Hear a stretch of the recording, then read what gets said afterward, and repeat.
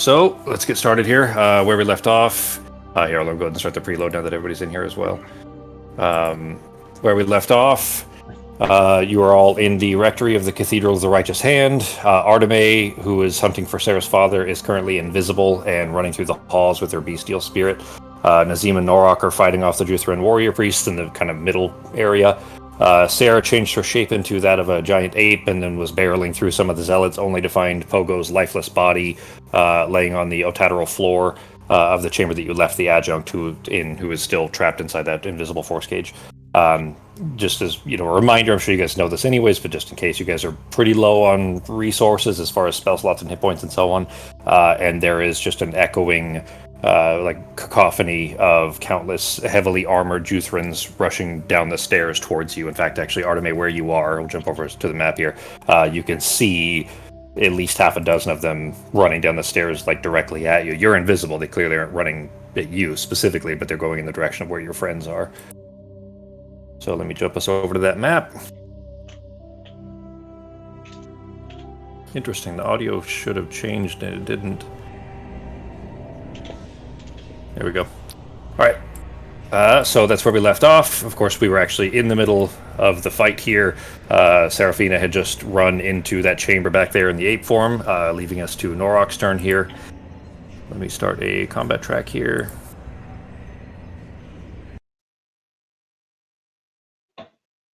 Hopefully that should start playing here any second. There we go. Alright. So that's where we left off. Norok, it is your turn.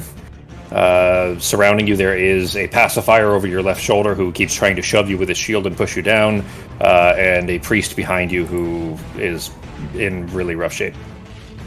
Oh, sorry, no, that's the one that, never mind, Nazim had killed him already. He electrocuted him to death. What are you doing, G? Now, I saw the giant monkey spirit version of Sarah run by. Have I seen it run back by yet? No. It ran out of the room, out towards the chamber that Sarah was in originally, and has not come back. I turn the music down a little bit.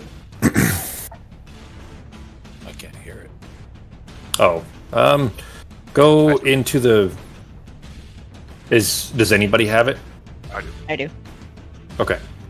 Here. Sako, you do Flux? Okay, then Sako, go into the music in the top right corner, little clef note, whatever it is, music symbol in the top right, and make sure the playlist volume, the top of the 3 bars, is up high enough that you should be, because you should be able to hear it where it is now. So to set that to wherever it's What's that? It's maxed out now. And you still don't hear anything? No. Okay, go ahead and hit F5, Sako, or refresh your browser. Yeah, your ping was fine. It looked okay. What are you doing, G?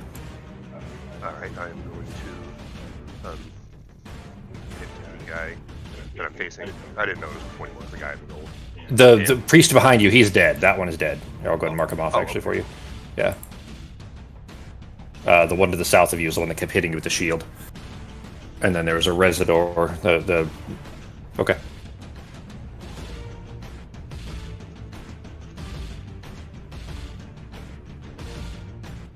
Sorry, I cut out there. But alright, so I'll just hit that one guy that's not dead then. And I'll use Great Weapon Master and Reckless Attack on it. Okay. Which are they're still not right? Yeah, I didn't put the macros in there for you, yeah.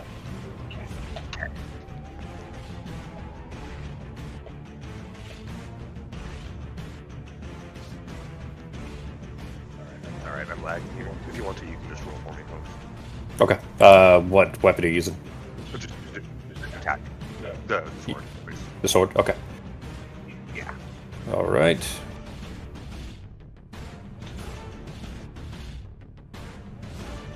You were using the bar at the top, right?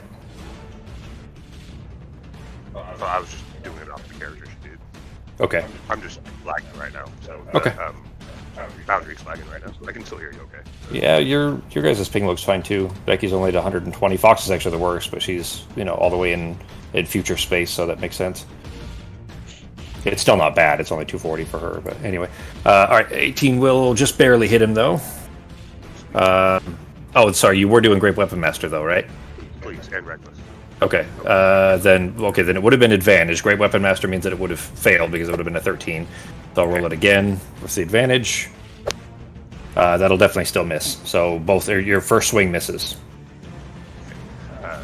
And then just another one because I'm not frenzied, so an opposite the standard. Okay. Another sword. Not great Weapon Masters for the second one then. I can only do that for the first one if I'm not Oh, mistaken. that's right. Yeah. Okay. All right. Second will hit. Sweet. Right, for 17. Which he had 16 left. The pacifier who keeps trying to shove you with his shield, trying to force you down to hit you with his maul, brings the maul back up, getting ready for a wild swing, and you just jab the blade straight through his neck and kind of push it forward. The head still stays attached, but only just as he falls backwards and spills blood all over the floor. Both of them that are near you are dead. The Residor off to your right, well, it would be over your right shoulder, left ways on the map here, is still alive and looks to be in good health. He doesn't look bloody at all. He's kind of half prone though. He was knocked down a little bit. Okay. I am going to. Yeah, actually, I will go over a bit closer to where Nazim is, just in case when they start coming through, that guy try and stack up. I don't like him. So. Okay, so I moved you over like in front of Nazim there, or are you trying to actually get in range with the other guy? Nah, that's just good right about there. Unless I'm Okay. anyway. He can just go with me. All right. That if your turn then? Yeah. All right. That brings us to the Residor that is in the chamber. Seeing you coming this way, he's actually going to turn around and come back at you. The ape that went through, he's still a little bit confused by, is... Nazim, do you remember, were you hit last turn, or was it the turn before? Don't really remember. I think last turn. Okay. Then in that case, well, he wouldn't be able to tell if you're still... do me a favor... Here, I'm just going to roll a percentile. If it's 50 or above, he's going to hit Norok. If it's 49 or below, he's going to hit Nazim. Which is a 33. So, Nazim is already in rough shape. This could go badly. He does get two attacks.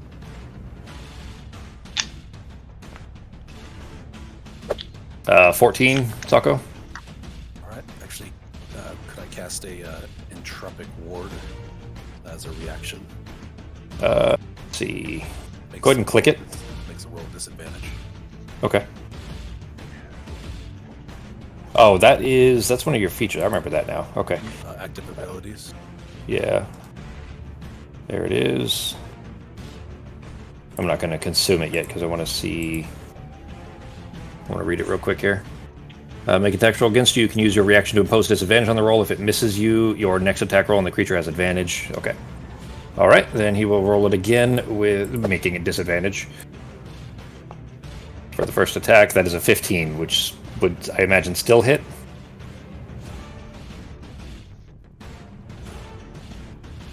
Taco? Yes. Armor class 13. 13, all right. Then 15. Do you want to apply that to yourself? Yeah. Okay. You're at 24 now, so minus 15. And his second attack.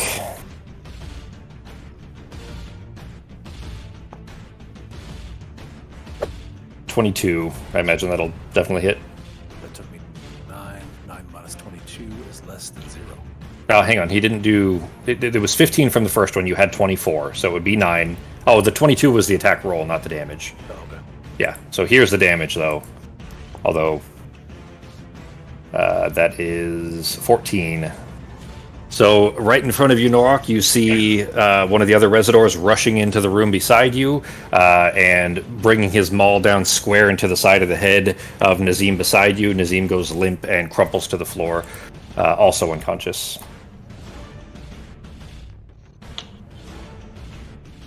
And that is it for his turn.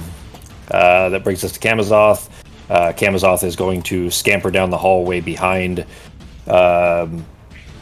the ape form of Sarah. see if yeah, it's about as far as he can get. He's kind of clambering up behind, but there isn't much room behind the giant ape for him to get through there. All right, that brings us to Artemis' turn. All right, I'm just gonna run down the hall. Okay.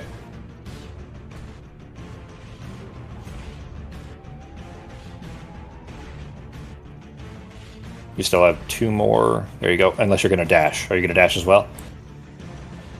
You could get to right here. Okay. Okay, and then I'm gonna use the Rocky Talkie to let them know that there's a lot of guards coming their way.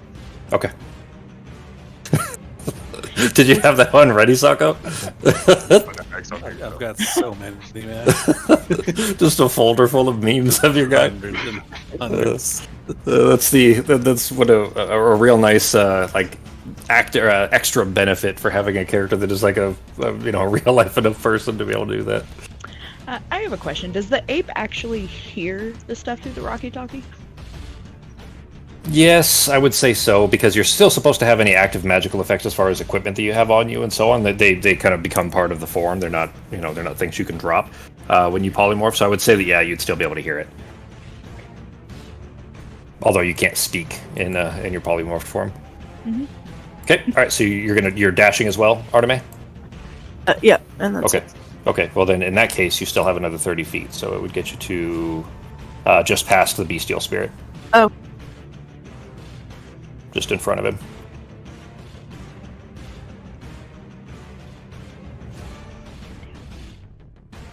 Do you want me to move you? Oh, yes. All right. Oh, too far. I started moving you at the same time. There you go. All right. And then the spirit. What's the spirit doing? It's gonna go ahead to the door. Okay. You can't see through its eyes or anything, right? It just, you can just order it to follow? Yeah, I can't see through its eyes. I don't know. Then it is 25 to there. There we go. All right, so it can actually get into the room and then to... you would have just barely seen that other door, but basically it seems like it's stopped up ahead. That it for your turn? Yep. All right. That priest is dead. So I'll go ahead and remove him. I'm going to leave him for the body actually being there, but he's no longer a threat, obviously. The Residor that is in the room there. Sarah, you peeking through the doorway as you've come lumbering through this just blood-soaked hallway. Uh-oh. Was that Justin? I saw him drop in a rejoin in Discord. As long as everybody's still here anyways. You lumbering down the hall, though, you peeking through the doorway, you see this Residor who has just presumably placed the corpse of Pogo down on the floor, stands back up and then is kind of staring disbelievingly almost. Like he's kind of frozen in place. He's completely ignoring this gargantuan ape that's running down the hall. He stands there for a moment and you see him reach up with one hand. He drops his maul to his side. He drops it on the floor. You hear it clink against the Otatarol. And he reaches up and then grabs his helmet and lifts it off of his head and just staring in disbelief at the semi-ascended form of the adjunct in the box there. And that brings us to the pacifier, who is also dead. I'm going to go ahead and mark him as dead now, since Norak killed him. Norak, do you get anything when you kill somebody? Don't you get... You get to make like a bonus action attack or something when you kill somebody. Norak gets happy. Well, apart from that. Yeah. I'm like 90% sure that you do. You should remember that, because you killed that guy and you would have had one more attack, which... right now, one more attack could actually matter. So yeah, I'll go look through my shit right now. That might be the frenzied rage. I'm not really sure. No, it's something. It's something that you just all the time. It's. I think. Yeah, look through your things. It's under. Yeah, it's one of your barbarian things. I'm pretty sure. But look through it anyways, just in case. It might be under Great Weapon Master, like one of your feats or something that you chose. But I'm like 90% sure that you get something when. Or that you can, if you kill something, that you can make a bonus action attack also, which doesn't matter if you're frenzied, of course, because you'd already get it, but since you're not frenzied right now. Anyways, that pacifier is already dead, which brings us to Nazim, who is unconscious, and Nazim, that means that you get to make your very first death save. Right. Let's see if this is you guys know what circling the drain is? Mm-hmm. So as your friends go down, it makes this much like your odds of succeeding plummet dramatically because the action economy starts going very against you. So, Sako, to make the death save, go to the main page on your character sheet. Main page, character sheet, gotcha. You'll see underneath where the stats are in the bottom right box, at the top of the bottom right box, you'll see a little thing that says death saves there.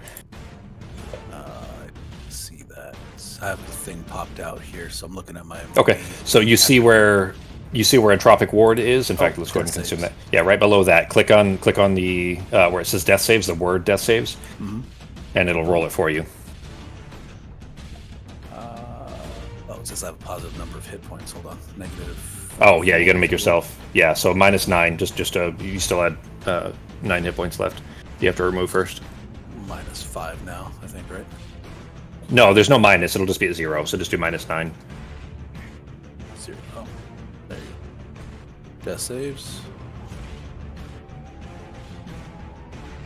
Oh, Not off to a good start. Ooh, the walk through the mausoleum's getting closer and closer. Yeah, you guys are gonna have like the natural or the natural ones memorial where all your your graves are. I'll have Ozzy put it together. All right, then that is one failed death save. Oh shit! I meant to do this for Justin last week too. The death saves are going to be privated, remember, so that nobody except for the player and me knows what they've rolled. But you at least at the moment know that Nazima's negative or a 1 failed death save. All right, that brings us to Pogo, who is still just dead, so nothing to do there, unfortunately. The Residor in front of Norok is standing himself up and moving around him is going to skirt Norok to get himself advantage on the attack, or +2 in this case. Not mechanical advantage, but an improvement on his chances to hit, and is going to swing it with his Otadero Warhammer at Norok with +2 for a 14. G. 16. Yep. All right. Then he will take his second attack.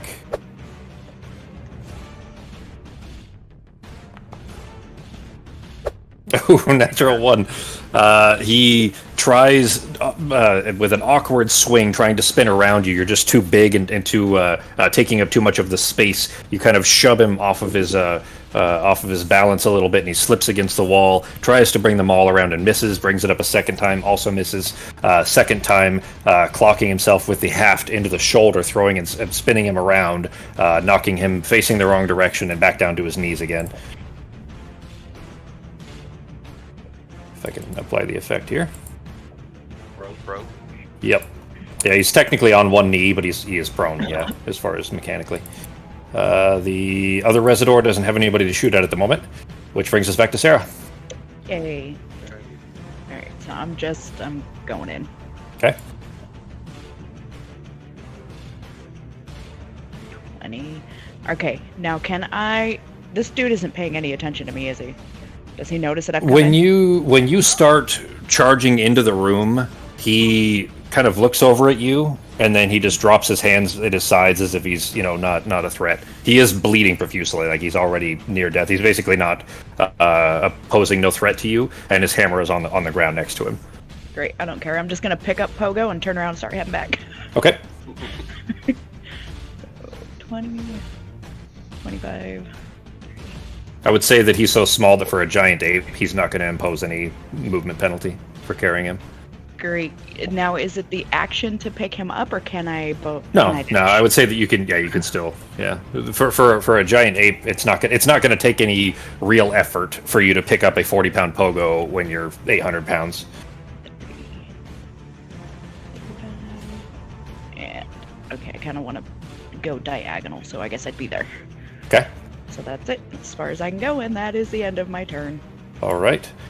You have by now heard the continuing storm of boots coming down the stairs, like basically coming in towards you guys. There is at least half a dozen, you would clock, all of you, that are still headed this way. Okay. Fucking unlink these. Why are they still linked as if they're the same actor? Alright, I'm gonna have to get rid of them. Oh, you know what? I probably should have grabbed new ones. I'm guessing that's why.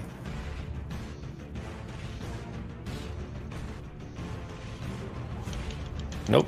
Still not. Alright, well, I guess I just can't use that actor then. I could fix it, but I'm not gonna bother right now. Alright, that did it for your turn then? Yeah, that's all I can do. Just Okay. pick him up and dash. Alright, then that brings us to Norok. Nazim is unconscious beside you, crumpled in a puddle of blood, bleeding from one temple. Bleeding badly from one temple. Do you have anything for that, Sako? Do you have one that shows him bleeding from a temple? I actually do. Well, we're going a different direction. That last one hasn't loaded yet. Alright, what are you doing, G? If I were to pick Nazim up and run away with him, is picking him up and moving my action, or would that be a free action? Or a bonus action? He's large enough, yeah, that it would still be as an... I would say that it's still your action to pick him up. I'm going to tell you guys, though, that you hear a lot of footsteps coming down the steps in your direction. It's not... There's very unlikely to be an escape option for you going out that way. I mean, you'd all hear this. This is well below your passive, that there's... You knew there were hundreds and hundreds of these armored soldiers on the fields above you, and you know that they're, running down this way. I mean, you understand that, right? It's not just like a few. It's not fighting your way through. That's not really... That's what I tried to tell you guys weeks ago, that was not really an option for you. So, anyways, do as you want. Did anybody explore that door to the south of where I am, below me? No. They're pretty flimsy walls. They look like they're like a storage area, is the impression that you get from looking at the doors. Okay.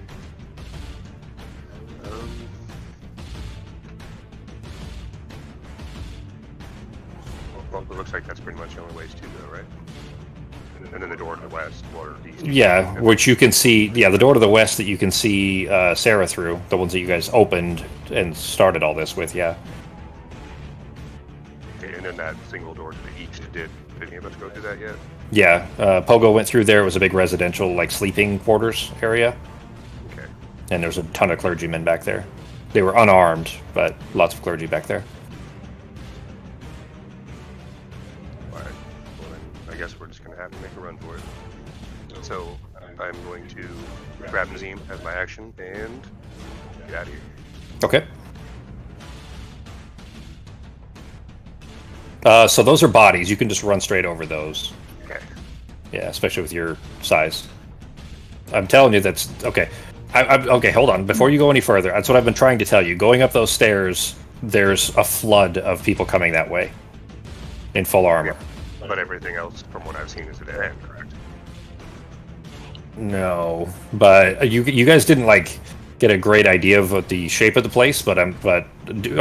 I'm not going to speak any further. I've tried to tell you guys numerous times that there are hundreds of guys coming from that direction. Hundreds. Like, that's not survivable. That's not a number you can run through. Okay. Then I know I didn't go this way, at least. I'm going to check this way.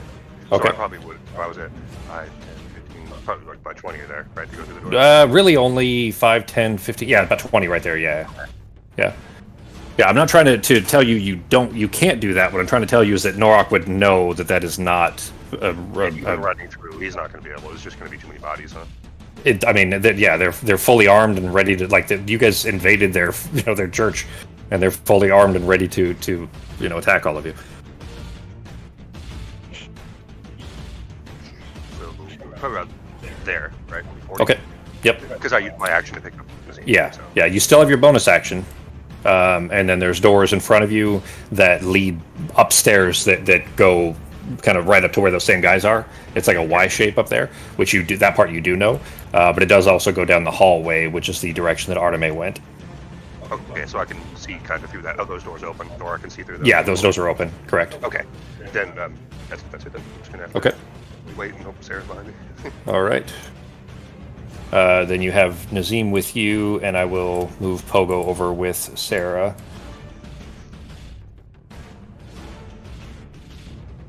I'm dragging blood across the floor here. Whoops. There we go. All right. bringing us to one of the Residors here, who is... actually, sorry, you would have provoked opportunity attacks, of course, G.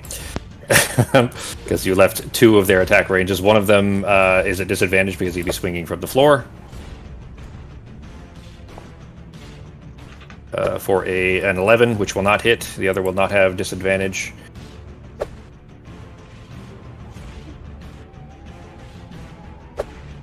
A 22. I imagine that will hit G. Yep, unfortunately. Alright. No 22 AC. On a barbarian. Alright, 11 damage, G. Go ahead and apply that to yourself if you would. The other Residor, though, that is seeing you flee, is then, of course, and hearing the ape running in behind him, is jumping out of the way and through the doorway to not be trampled, but is going to take a wild swing at the ape as he runs by. For 22. Oh, God, yeah. He's only 12. Yeah. Not very high on the ape. For 15 damage to the ape. Alright. And his second swing for 14, which will also hit then. Alright, so for 15 and 14, so 29 total damage to the ape. And then... Oh.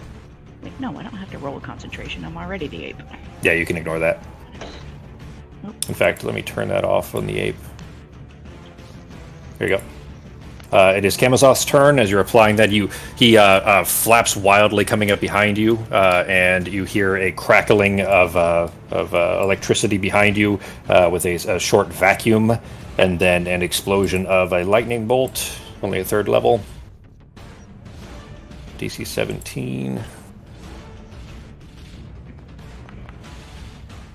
You got a natural 20, so it'll be half damage.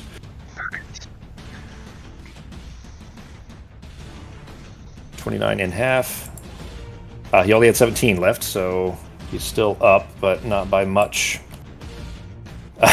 The bolt of electricity smashes into the Residor who just clubbed you with his hammer, and he stumbles forward, almost collapsing, and then stands himself back up, pulling them all, getting ready to swing at you again. And that brings us back to Arteme. Alright, I'm gonna move towards the door. Okay. Then you running around the door, around the corner of the hallway there, you see the first door is open, and then your spirit is floating rather, in front of a second door that you have not seen through. This room, there is a bureau that has been pushed over, that clearly had been dragged in front of the door at one point and then pushed over. This room is empty. This is the same room that you did see the occupants in previously, who had slammed the door when they saw Norok. And it is it's empty now. There's nobody in here, but there is another door in front of you. Okay, I'll slowly go towards it. Okay, then you make your way over to the second door. Are you trying the door? Yeah, I'll try. Okay, it is not locked. It doesn't appear to be secured in any way. So you I'll open that. Open it. Okay. Peeking in through that door there, it leads to a somewhat long hallway, and in the far distance, at about probably maybe 100 feet from where you are now, you see the head of what looks like a halfling man. Looks elderly, hair falling out in patches and very white, who is sitting at a table across from a human. The human on the other side of him, which the human is the one facing you, and the human looking in your direction, the eyes go wide, and he starts to stand up. Isn't she still invisible? Oh shit. The door opening though, okay, not seeing her, but still the door opening, he would still respond the same way. Not move from here and hide beside the door. Okay. Then you're invisible anyway, so it's an automatic, as far as nobody knows that you're there specifically. So are you trying to hide somewhere in the room, or you're going to have a significant advantage on your hiding roll because they can't actually see you, but what are you trying to do? Are you just going to kind of hide up against the wall or something? Yeah, I'm just going to hide over here and see if they come over, but I'm going to send my spirit in a bit. Okay. All right. Then, that it for Arteme then? Yeah. Okay. All right. So you dash to get there. Any bonus actions? No? No. All right. Then now it is your spirit's turn? Yeah. Okay. Then you're what are you doing with the spirit? Sending it in. Okay. Just flying its max or its full distance in, 60 feet. Yeah. Okay. All right. Then the spirit then is able to get all the way to the room. Again, you can't see what the spirit does, or through its eyes or anything. It is able to make it near the halfling human, or the halfling man rather. But that would be it for its turn, unless it's going to make an attack or anything. No. Okay. All right. Then we'll come to. He's dead. The Residor in there isn't doing anything. That pacifier is dead. It is Nazim's turn. Nazim, it is time for your second death save. I get 3, right? Yeah, you get 3. You get hopefully at most 5. But ideally, you want 3 successes before 3 failures is what you're aiming for. You have 1 failure right now. All right. Death save coming up. Hey, that's a success. Only barely. So this is another place where exhaustion matters a lot, guys. Okay, hang on one sec, guys. Be right back.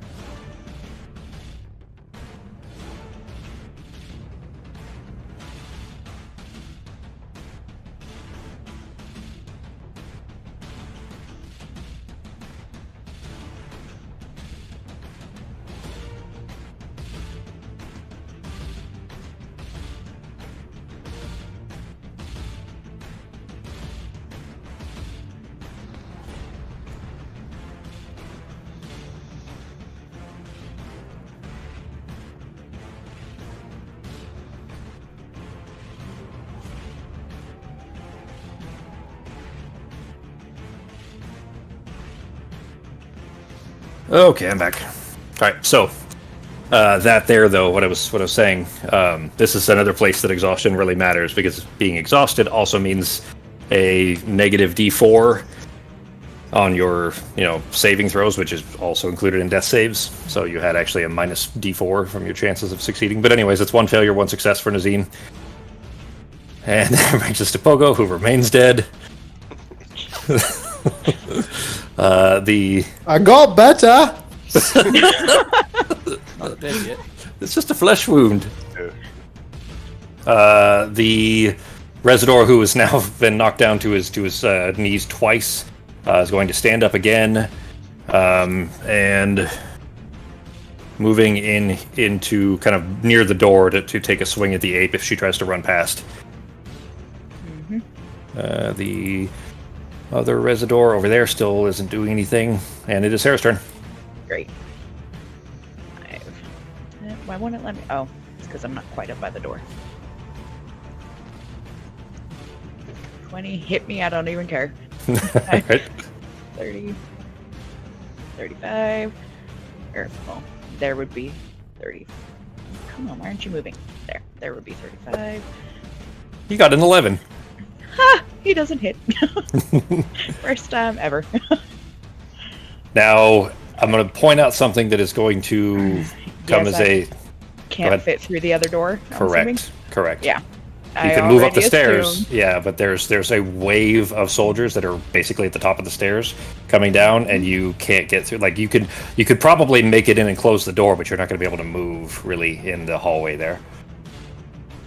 So okay, so if I get up to the door and I drop my form, could I get inside and just close the door with Pogo? Yeah, if you drop your form, you'd be fine. Yeah. Great. Yeah, you can probably stand in there. You just can't really move, very realistically, let's say. And you can do what's called squeeze, which is supposed to be quarter speed, I think. At best, but okay. I'll just drop and then drag Pogo through the door with me. Okay. As a halfling and close the door. Okay. And then you're dropping for him? Yeah. What'd you? I'll pick him up on my next turn since I see the giant. Or can I even see Serafina? Is she visible or not? No, she's visible. Yeah. Okay. Yeah. You see me dragging Pogo through. Yeah, so then I see Serafina drop it, then I know she's not going to be able to carry it. So I'll go add Pogo to my other arm. Well, Alright. wait, Charm. if seeing if Norak is that would be the end of my turn, so it's Norak's turn, right? Yeah, it'll be coming up next. Are you reverting your form first? Yes. Or staying Yeah, in I the would have. Yeah, no, Okay. I would have reverted because there's Okay. no way I'm fitting through there. Okay. All right. Then at the top of your giant ape character sheet, you should see a button that says Restore Transformation. Hang on. Dun, dun, dun, dun, dun. Oh, right there. All right. There you go. Now you're back to normal. I wonder if the character sheet will automatically update, because it still shows you as a giant ape on the character sheet, or on the comment tracker, I mean. But anyway. All right, that brings us to Norok. So, G, you do have an unconscious Nazim in one arm, and the Pogo is on the floor. You can pick Pogo up if you'd like. Remember, if you were to feed somebody an action, or feed somebody a potion, it's a full action, not a bonus action, like it is for yourself. So just keep that in mind. Okay. And Nazim is not Pogo dead; up. he's just unconscious. So. Picking Pogo up going to be my action, or would that be a bonus? No, because he's. I would say that he's small, and you're like almost on the verge of large, but you're still considered medium. I'd say that he's small enough that is not going to that's not a full action for you. Okay. Then I am going to pick him up, and then I'm going to. Let me see. I think I actually used my last potion. Actually, no. I've got one of those nasty ones. You want to throw up, Sokka? Oh, that's all I had left. I was going to shove it down his throat, too. I am going okay, before I pick Pogo up, because I would need an arm to open the potion, I'm going to open the potion and pour some down Nazim's throat, because all I have is one of the old ones. Okay. Pour some of that. One of the spoiled Stridos. Yeah, one of a dose of that down Nazim's throat, and Okay. then I'm going to go to pick Pogo up and then look and see if Nazim starts to become conscious, and then if not, I'm going to scoop him up. So I'm going to give him a second to see if he wakes up. Okay. If not, I'm going to grab him. If All so, right. I'll just walk with him. Go ahead and click the spoiled Strido so that you can roll the heal for it.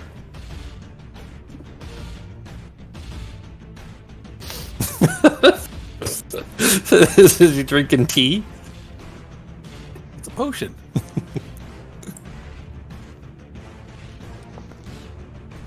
All right. And now Nazim, you should see the card there where it says saving throw. Click on yourself first, so that you have yourself highlighted. I don't see that. Well, target yourself first, or highlight yourself so that you have the orange square around you. Okay, got it. And then in the chat, you should see where it says "Is skill Stratos spoiled?" and then there's a button that says "Saving Throw." Click Saving Throw. Saving throw.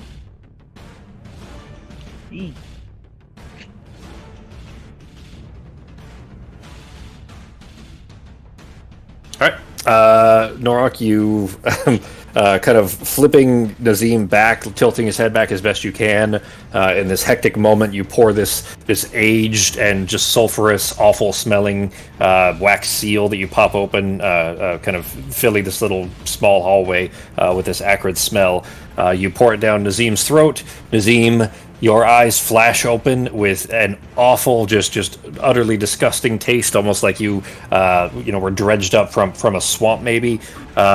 You immediately start retching. You are instantly conscious again, but only because you have to turn your head to the side and spill your lunch out onto the floor, and mostly onto Norok's shoes, who is still holding you, but you are now conscious, and have healed for 30 hit points. 30. It's okay. Finally sick. Yeah, better to be alive and sick than dead and not matter, I guess. So during this affected turn, meaning this turn, if you were to jump down and move on your own, you'd be at half speed, because you won't have actions. So basically, you're still in Dorok's arm at the moment, and at the moment if you were to jump down, you feel weak, like it might take you to a minute to recover, or at least a turn, let's say. Okay, Norok, are you still picking up Pogo? Yeah, I'm still going to pick up Pogo. And then Okay. if you want me to pick Nazim, I can give you a fucking ride too, man. So we don't have to go half speed. Would that work for you, since he's awake now? Yeah, you can still carry him. Yeah, Alright. If you want to, Sokka. Since I you're still holding on to him. You didn't put him down, so really it's up. carry that, then. Yeah, when Nazim turns come. He's very weak and sad right now. Alright, we're out of here, guys. All right. The fucking gimp mask, like dressed like a gimp. Kamazoth in the other room. Well, you guys can't see that, so Oh, I closed the door. well, I mean, you can't see exactly what occurs anyway. But you know, there may be further electrical sounds and maybe a shout of pained death scream, and that will be that. That brings us back to Arteme.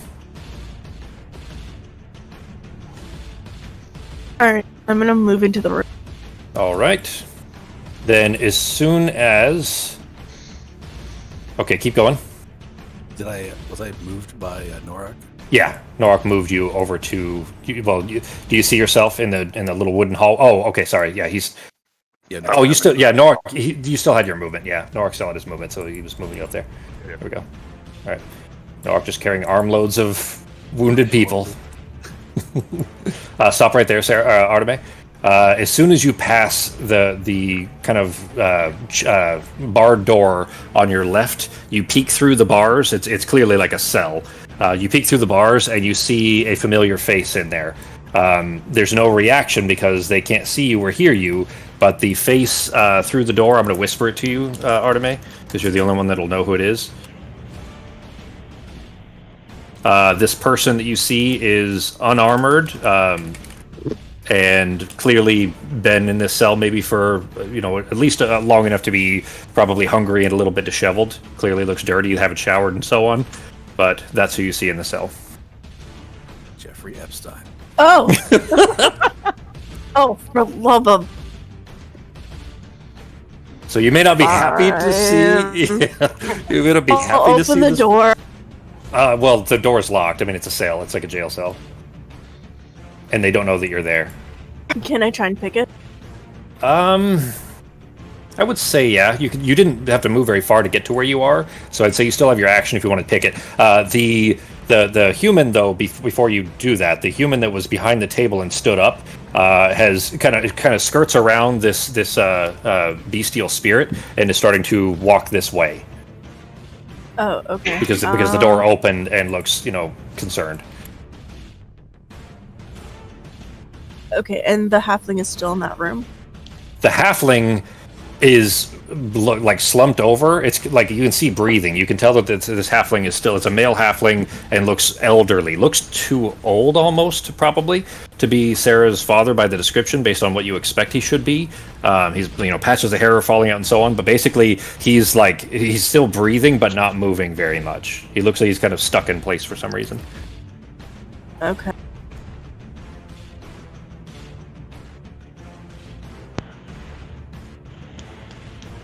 You do have your walkie-talkie, so I mean, you can let people know anything you want to. Just keep that in mind that you're the only one that saw the face, so you're the only one that knows.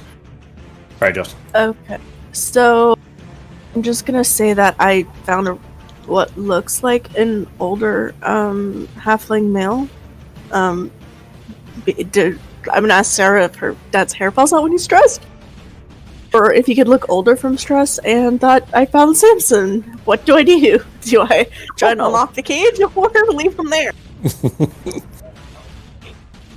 We're headed your way, so I guess as long as we can bar the door, we can talk about that in a second. There is a guard. I would say that if Arteme is factoring that stress could have had an impact, then that could be her father. He just looks like the hair is completely white, and that isn't how Sarah described him, and it's kind of falling out in patches, but if he's being tortured, it could be a lot of trauma making him look older. Okay, I'm gonna wait for this enemy to pass by me. Okay. And then silently, go behind him and slice his throat. Okay. Oh shit. Jesus.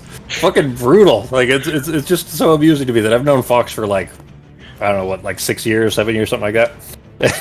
never mean, never hurt a fly by any accounts, but just turns absolutely brutal in D&D. If I have a chance to stealthily do something, I will do it. I'm not complaining. I think it's funny. It's just extra amusing to me that you use these times to turn into a masochist. This is the best time to do it. That's fair. Better this than shooting up a fucking what was it, an office park or whatever that was. Samsonic. Yes, Nazim has not met Samson. He doesn't know who that is. But Arteme, having told you all that, by the way, of course, just to kind of remind you in case you had forgotten, Samson disappeared a few days before you all went to the Monodoran Isles to Gwynsair, which has been a couple of weeks now. He disappeared a few days before that. They didn't know where he went. You do, of course, know that he's a Jutheran, and this is where he was. So, anyways, so you guys have... Now begs the question is, why is he in a cell if he's also a Jutheran, right? Yep, and also unarmored. Arteme didn't tell you guys that, but he's in a cell and unarmored. Yeah, but that portion of it, they just don't meta knowledge that. So, anyways, the guy who was clearly sitting with the halfling male has stepped past you, trying to slip away. I'm going to say that you have, since he doesn't even know that you're there, you're going to have to roll real low to miss. So go ahead and make an attack roll with whatever you're going to try to attack him with, and his AC is going to be quite a bit less because you're invisible and silent-footed, and he doesn't know that there's anybody behind him. And then, of course, you go and roll a natural one. Oh my gosh! With the extra minus D4. Oh shit! Yeah, with a Natural one with minus D4. Yeah, with -1 on top of that. Oh man, Fox! I for not even kidding, you literally only needed to beat a 5, which would have been impossible except for rolling a natural 1. Oh man, it's almost like it makes me feel a little bit bad, but it's just too funny. I can't do anything about it. The rolls are all in the open, so. Natural 1, Arteme, you stepping forward, trying to slip behind him and bring your knife around his neck. He must catch a whiff of perfume or something as you try to go drag it around him, and he flings an elbow up behind him, kind of smacking you in the face and knocking you back slightly. Not enough to injure you, but certainly enough to give your position away. On top of that, because you made an attack, you are no longer invisible. So you've lost your invisibility. You were concentrating on the invisibility, right? Yes. Yeah, because your beast. Well, you have the 2 anyway, so the concentration's dropped for that. You still have a bestial spirit behind you. I'm gonna send that to attack him. Okay. Yeah, that's fair. Yeah, because that was your action to do that anyways. Okay, so you're gonna send the bestial spirit up. He's within 60 feet, so go ahead. Did I give you the character sheet for the bestial spirit? Okay, now I can move it this time though. Yay. Okay. Yeah, you should have ownership of it. So it means you also should have his attack rolls and everything too, so you can. Well, you stacked him here. Let me move him to the side a little bit. Go ahead and click him, and then you should have the hotbar in the top left that you can use that for. Did not have his. It doesn't have his regular attacks there. Let me see. Actually, you will get pack tactics though, which is nice. Attack, multi-attack, and maul. So actually, the maul is he gets 2 maul attacks. So if you double click him and bring up the character sheet.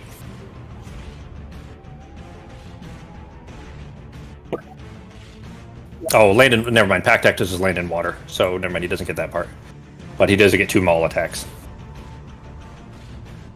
There you go.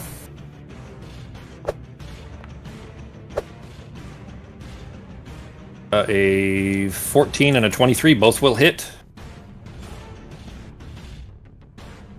Go ahead and roll the second attack as well, or the damage for the second one. So 8 plus what? The other one didn't show up. Just click the damage again. I know that the 8 is there, so there you go. 8 and then 2 8s. Okay. 8 and 7. All right, so 13 damage to him. All right. He, after elbowing you in the face, and you hear your spirit coming, just screaming from behind as it goes sailing into his face and just clawing away at his eyes in this kind of glowing green bird form. He kind of hops away, looking in your direction, and you see him grab a knife from his belt and yank it up. Still just kind of using his free hand to smear the blood away from his eyes. He points the knife in your direction. He shouts, "I will carve screams from your flesh." And that will be it for their turn. Let's see. Where's the Residor?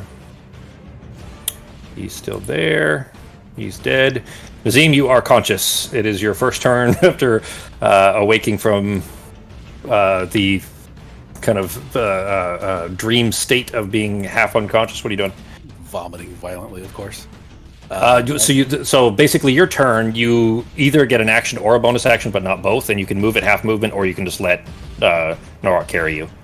I'm going to use my last healing ring of healing surges. Okay. My final charge. Okay. How do I do that? You just roll a d8 for your hit dice plus your con modifier. There you go. Then just roll a d8. Yep. And your con modifier is +2, so d8 +2, and then you'll heal yourself for that amount. 2. How do I add 2 to that? Or just roll it? We can just manually do it. Yeah, you can either type it in the box if you roll. There you go. So 9 total. 9 total. Yep. Is that it for your turn? 9. Not 30. Oh, 39 total. Yes. 39 total. Not adding 39, but yeah. All right. That it for your turn? Actually, I'm not going to burden Norok. I'm going to run. That way he can free up some space. Okay. I'm going to run down the hallway straight ahead. Okay, so you because you're still kind of throwing up and semi-dazed by that, your movement is half speed. So that's 15. Yep. It starts in the square after you, so it'd be right there. Yeah, right there. Okay. All right. Then that brings us to the Residors. They're still up there. Nothing he can do. And nothing he can... he's still... Yep. All right. We come back to Sarah. Right, I'm just dashing. Okay. You hear banging against that door, like they're about to open that door. You could move at an angle there to remember diagonals. Right, so 30, 35. I want to go diagonal, so that'd be 40, 45. And you can move through Norok, since you're small. See, I can actually move through all of them. You can move through Nazim too, yeah. Yeah. 55 and 60. That's it. All right. No bonus actions? I don't think I have anything. Let's see, what do I have for a bonus?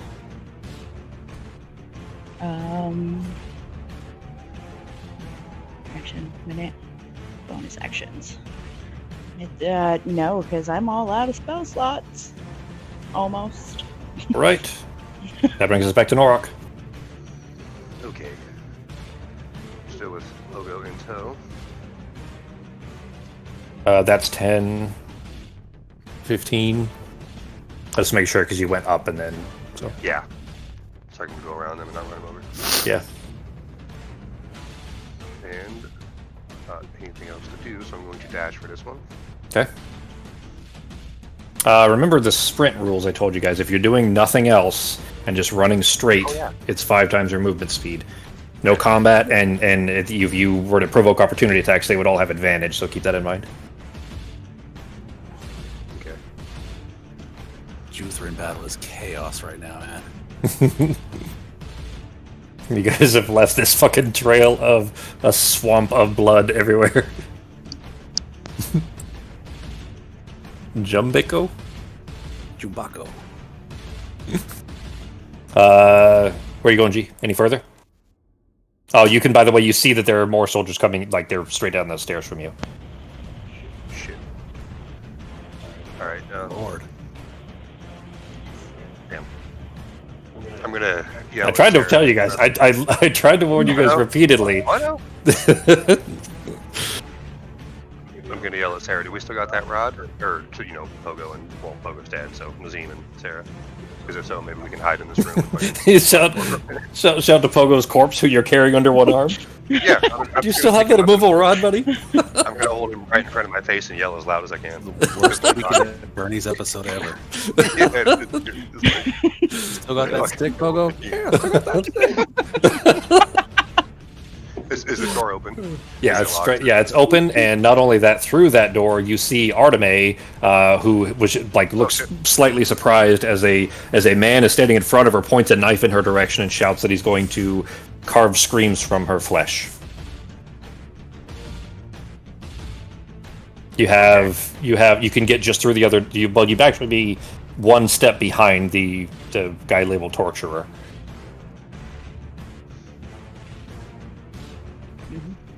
down further. Yep. Here. Yeah, you'd be through the second door, and then okay, now I see you'd be it. right behind that guy. So, Okay. then I'm going to... Yeah. Right there. Yeah. No, that's it. That's the last step. Yeah, and you don't have any other actions or anything. Yeah, that's it. So. Did I already finish? Yeah. That's it. Yep. All right. Yeah. Then I will bring Pogo back with you. I'm going to set him, just for simplicity's sake, guys. I'm going to set him like he's furniture in the corner of the room there. But we all know that Norok is actually carrying Pogo's corpse. Everybody got that? No one forget. Don't leave him on top of the car when you drive out of the parking lot. Stick a candle in. All right, that brings us back to Arteme. Arteme, Samson through the barred doors beside you, kind of snaps his head up, seeing you reappear in front of him. First, it sounds like he was about to say something mean, and then maybe recognizes you, catches himself. Lady Arteme, get me out of here. I'll help. Just get me out of here. A minute, kind of chilling with the torture here. What are you doing? I am going to use my short bow. No, my. Actually, that's a good point. How far is? He is 15 feet away from you. Okay. Yeah, I'm gonna use my braided green lash. Okay. So, because this guy is not armored in any way, 10 is the base AC, just barely hits. At least it does damage. Yep. So for 4 damage to him, and he also has to make the save, right? Are you trying to pull him or knock him down? I'm gonna turn. Knock him prone. All right. Let's I guess see. the others than necrotic damage. What's that? The others than necrotic damage, so plus. Oh, I didn't add that on top. He does. I think he makes a save. What's the DC on it? DC 14. Yeah, so he just barely makes a save. So you smack the whip around. It kind of bounces off the wall a little bit. There isn't quite enough room to get the proper angle on it, and it does wrap around his ankle. But when you try to pull it, it just slips free as the tongue of the inside of the braided green lash wraps around the ankle and tears the flesh away, dealing. Well, tearing through the ankle and apparently through a tendon that just immediately a spout of blood spits across the floor, slicking Norok's shoes even. He collapses forward and reaches back. You hear his knife kind of clinking against the floor, and he reaches his hand back holding onto the ankle as he's kind of rocking in place, pouring blood profusely from it. It actually was enough to knock him out. He had 7 hit points left, so he's in the process of bleeding out unless something is done to otherwise stop him, but is very rapidly losing consciousness. Bonus actions of movement. Can I pixel out because of bonus action? I'd say that you can start that if it's successful, it probably won't actually get completely unlocked. It's going to take your action essentially to do that, or we'll call it 2 bonus actions. Sound good? Okay. So I'm gonna start picking them. Okay, go ahead. So, slide ahead. Sure. That's what we did last time. Oh, come on! Oh, fuck. Oh, man. Justin, were you here? You missed a particularly comedic moment where she got a natural 1 in the last turn. Were you here, Justin, or were you still AFK? Oh yeah, no. Yeah. No, it's been a real shit show. I mean, making good attempts. Like it was good. It was literally like the only thing she could have rolled. The dice gods are not in favor of Pogo's life. Pogo might just Okay. Any RNG. Well, we'll see what happens. All right. That brings us to the spirit. The spirit's gonna go check on the person in the back room. Okay. All right. You can't see what they're doing. That brings us back to Nazim. Nazim, you've shaken off the awful convulsions that were resulting in the flavor of this long since spoiled Stridos. But you are fully in control of yourself. You may not feel the best, but you are conscious and capable of moving. All right, I will follow them down the hallway at my full movement speed, Yep. 30. Yep, you can actually dash if you want to now as well. Yeah, I'm not going to use any actions or anything, so I'm just going to dash. That's 60 then. Well, it's 45 to get to there, and then you'd have 15, which would get you just through the first door. Okay, perfect. Do that. Okay, bonus actions? Dash through. Let's says I can't get through. There's a wall there. Yeah, now you can go south. One more, two more actually, just through the door. There you go. Any bonus actions? Not at this time, no. All right, then that brings us to Pogo, who remains dead. And back to Sarah. All right, we're dashing. Okay. Leaving a huge trail of blood. Very easy to follow. Don't care. Oh, man. Oh, yeah, these soldiers have gotten closer now, too. I didn't move them at the start of that turn. Oh, diagonal through. By the time you spin around that corner there are two silver and 2 gold armored Juthrans about to rush up the stairs just as you run around the corner. As soon as I get through there, I'm closing the door. And then that's it. Okay. I'm just kind of like leaning back up against the door, hoping I can do something. that your 40 pounds will hold the door shut? At least until we find something to put up against here. All right. Well, Nazim is right in front of you, and you did see him click the button for the immovable rod and put it in his pocket. So. All right. Well, then I will yell at him to come over and put the immovable rod here when he can. Okay. All right. That brings us to Norok.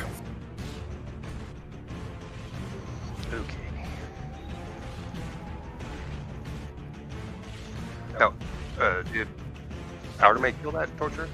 Yeah, he's dead. Okay. She tore his ankle open. He's bleeding out.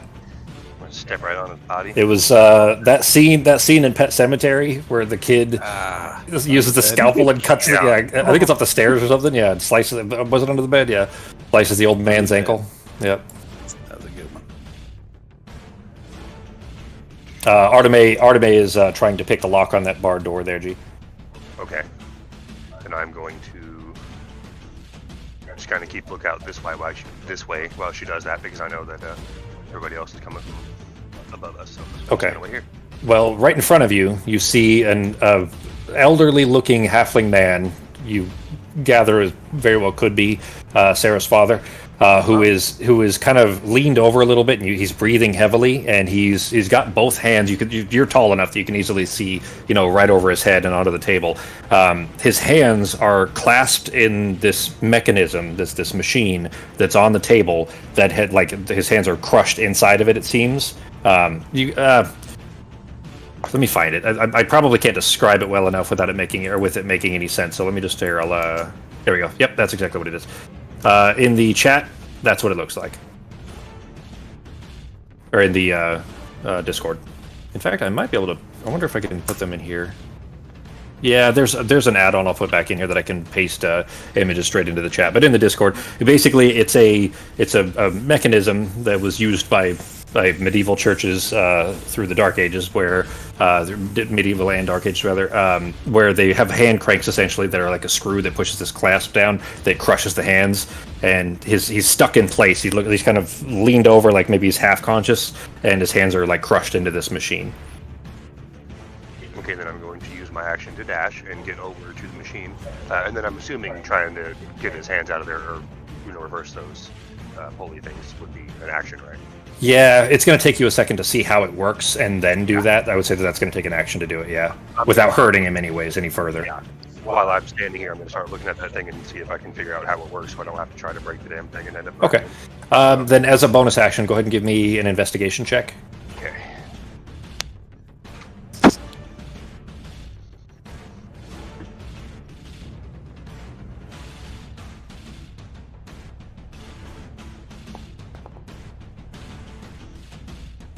All right. The DC was only 10. Oh man. All right. That brings us back to Arteme. Do I try? I guess I'm gonna try finishing that. Yeah. Yep. Go ahead. Yeah. Sleight of hand again. It'll still. I'll say that there's still bonus action for you to try to finish it off. Yeah, that's enough.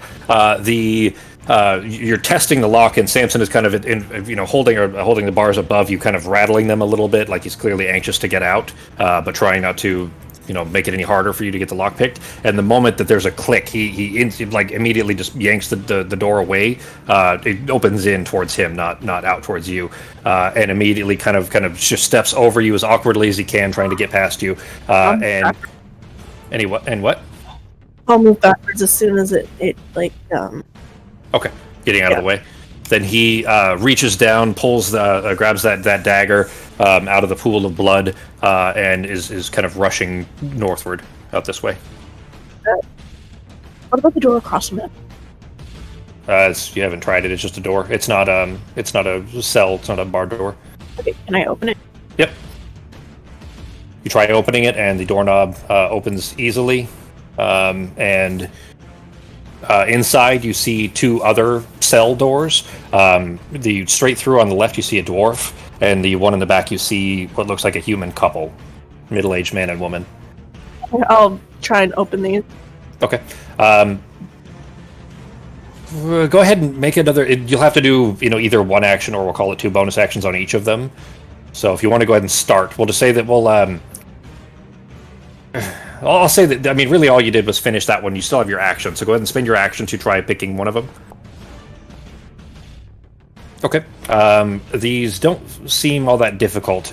You fish the lockpick in the back of it, and you can't quite find the tumbler until it clicks. Just barely. It seems like you might have nearly broken the lockpick. You still have plenty of spares, but that one. And the door swings open. Oh, certainly in the one. Okay. The man kind of steps in front of it, who you presume is his wife, and he kind of, has got an arm behind him, kind of trying to keep her back, as he's not sure what to think of you. Is that if your turn? I'm gonna start on this one as a bonus action. Well, you spent the bonus action to finish the other one. Fine, never mind. Okay. All right. Then that brings us to the spirit. You're fine. Spirit. It's just gonna go at near where Sarah is and just listen at the door and make a sound if anything happens. Okay. Well, if it's I could also dash, so it can make it up there easily. All right. That brings us back to Nazim. Nazim, you can hear that not only are they near, but they are right on the other side of the door. And looking back, you see that this door is made of basically it's sturdy wood. It's probably oak, but they're going to be through that door in any second if you don't do something about it. Want them through here or not? No. We need to get the fuck out. All right. The reconnaissance that we did over there, that's just a closed off area, right, guys? From what you've seen? No way out. I have no idea unless you're yelling at Arteme and Nora, because I haven't been down there. Peeking through down the end of the hallway, you can see the other wall there, and Norok is looking. He's kind of standing over a halfling, and he does not look concerned. So I would say that based, assessing that situation, that you see Norok not holding his axe, not holding his sword, he's not, trying to defend himself. It seems like you might be safe at least for a few seconds.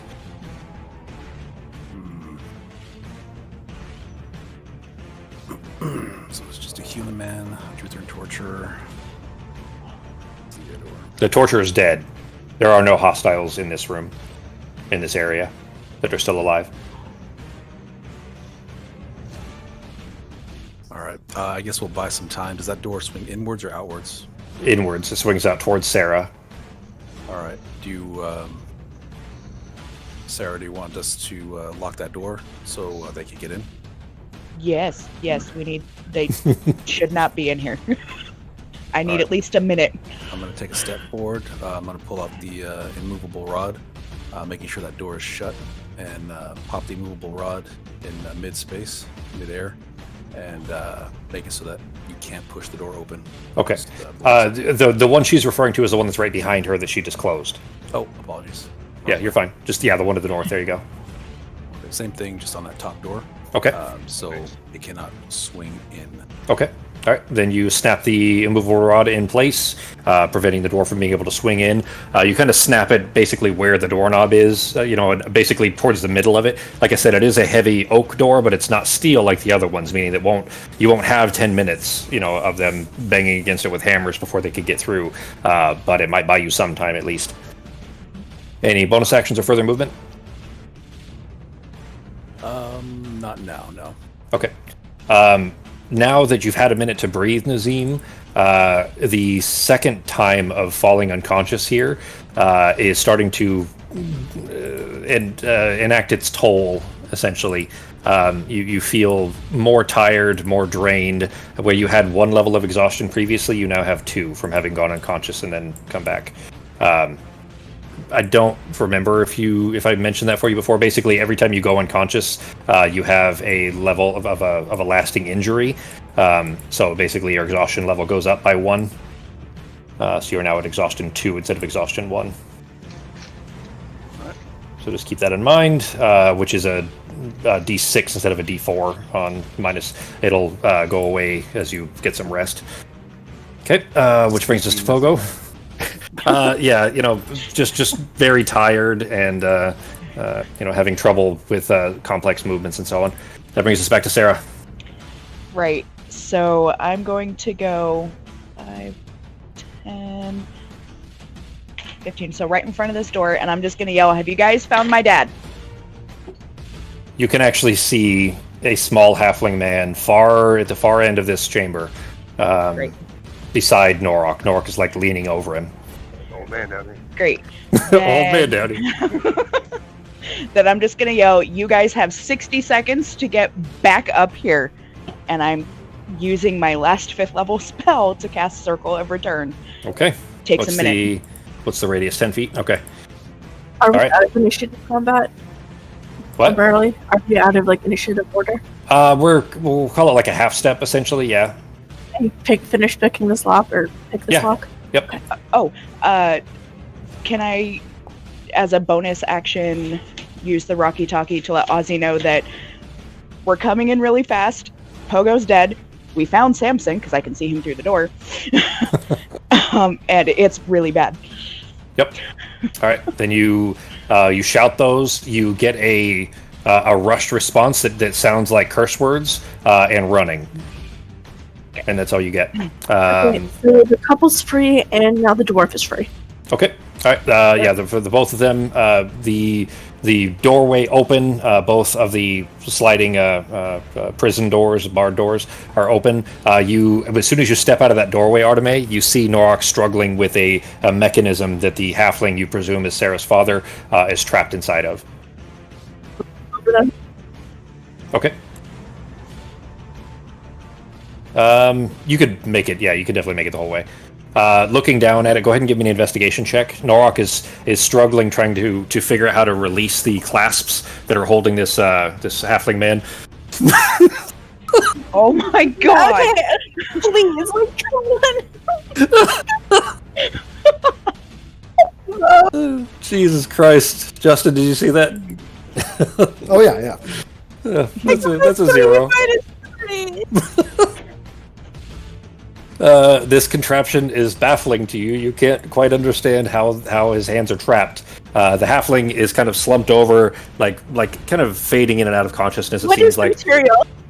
it's metal. It looks like the image that I put in Discord. Basically, there's 2 handles at the top that seem to be attached to these clasps that are pushing down onto his hands and pinning his hands to the table. What's the But table he made is of? like fading in and out of consciousness. Also, he clearly looks in bad shape. What's the table made out of? Also metal. Incredible love. Okay.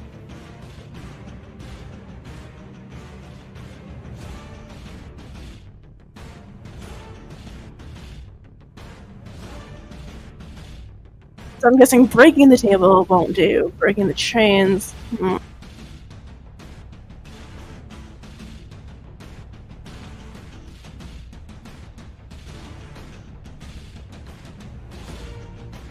Okay. Gotta hurry. Yeah, I know. Alright, while she's figuring that out, are the people coming out of the cells? No, you can see it. 2 faces that you don't recognize peering around the corner, looking in your direction, then look back towards the Yogg, and then look back, and then the door closes. Fuck. But can I take a better look at it? On your next turn. In a few seconds, yes. Okay, when it's my next turn, I'm yelling at Samson Okay. to go and get them. We're going to jump over to Norok real quick, because it's been longest, I think, since him anyways. So, Norok, you're still looking at this thing, trying to quite figure it out. You can try something. You don't have to make a successful check there. You can just try something. But Norok, as long as you can, give me a reason why Norok would try messing with this thing or whatever first. Just remember that it may result in further HP damage to this halfling. Yeah. I'm going to, since if I look at it, I can probably see that the squares. I'm trying to break the metal where the squares are above the hands, so like the top part of the square. I'd say that's fair. Yeah, the upright.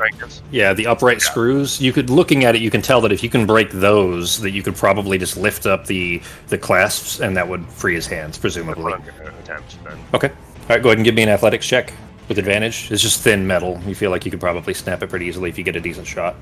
If you roll too low, you're going to hurt him, though. So. Crap. Sarah's gonna go. Yep. With a 23, you snap one off. Okay, well, you snap one off, and then reaching over for the other one, try to push it off, and there's a pained groan, and a small spray of fresh blood fills out on the table. He kind of one hand, he doesn't even pull it free, like he doesn't have the wherewithal to even really control it, but one hand kind of slops off of the counter and just falls weakly into his lap. Would it have been advantage on both? Because I was trying to roll advantage on that first one. But you can use it to roll on the second. I didn't know I was doing both. I mean, really, I would say that between those two rolls, that trying to break it rather than use it as intended. I was giving you a 23 is what I was giving you, so I would say that you kind of got him halfway freed from it, but hurt him a little bit. It doesn't seem like he's not any worse for wear, really. You might have crushed a couple metacarpals in there, but otherwise, Okay, and I'm just gonna try again in a second. So on my next turn. All right. Get the other part broken. Okay. Sarah, you were... Oh, sorry, we're jumping to Nazim. You snap the button in front of the door. You see Sarah is drawing a circle that almost fills this whole room. She's drawing this kind of arcane circle of sigils that you, for the most part, recognize, with some salt along the floor. And as she's going, is performing this incantation, this ritual that is enchanting the salt into this kind of vaguely purplish glow as she fills the room with it. Okay, I'm going to move back here. She doesn't require any assistance. I think she can take care of it in one turn, right? One move. Well, Sure. a whole minute, but yes, Whole minute. I'm good. All right. I will move 15 feet, or sorry, 30 feet here. Oh, as he's running away, I'm just going to yell at him. Once this is done, you have 6 seconds to run through. Back up or back down? Huh? What do you mean back Run up or back down? through the circle. Oh, through the circle? You would recognize that she's intending to draw a teleportation circle of some sort, and that when it fires, when it goes off, you have to be within the circle in 6 seconds. All right. But we still have, 5 rounds? Yeah, you've still got a bit. Okay. I'm actually going to go down south to see if I can assist what's going on down south here. Okay. You make it there with enough time to kind of look it over to see how it might work. So go ahead and give me an investigation check. Although by the time you get there, you see that Dorak has gotten frustrated and broken it in half, and the other half of it is still in place. But go ahead and give me. You're still not quite sure how it would work either. This machine is a mystery to all three of you. The halfling is still kind of pinned in place by one hand.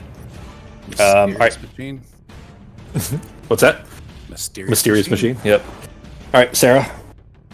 All right, so seeing Samson and seeing them close the door, I'm just going to yell at Samson while I'm doing this. Get those people in the cells out here now. They need to leave with us. I don't give a shit about your prejudices. At least we got you out too. And I'm just going to keep going. He scowls slightly, still holding the dagger, this blood-soaked dagger in his hand, and stops, seeing that the door is kind of pinned in place, it seems. He kind of turns and points at the door behind you, and just when he does, you see the door slam, like something heavy hit it. They've just started hitting the door, it seems like, trying to knock through it.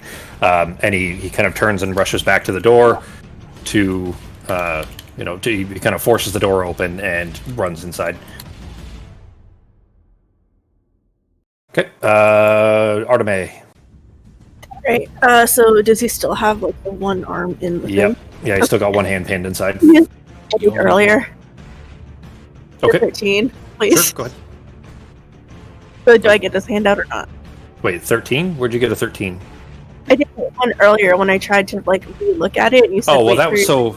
Yeah. Oh, yeah. Okay. Then I would say, yeah, you understand that it's going to need to be unscrewed from that roll. That you can tell from the other hand, and actually, it's the one that Norak has not broken yet. That if you were to kind of spin this handle in a certain direction, that it would unscrew, and that would free his hand. I'll do that, and then I'll use. Wait, do I have it? And then I'll use healing word on him. Okay. All right. Then you unscrew it, and it's kind of rusty and awkward, and it's like catches in places, but you're able to rotate it enough times to kind of remove the pressure off of his hand. His hand kind of slips free, and he kind of slumps in place there, almost kind of swaying back and forth a little bit.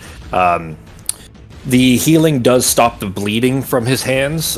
He still seems out of it a little bit, but he doesn't look like he's gonna die. He looks like he'll be all right as long as you guys can get him out of here. I'll ask Norok if you could carry him and dash to the circle, and I'll be right behind. Norak still has one halfling under one arm, so keep that in mind too.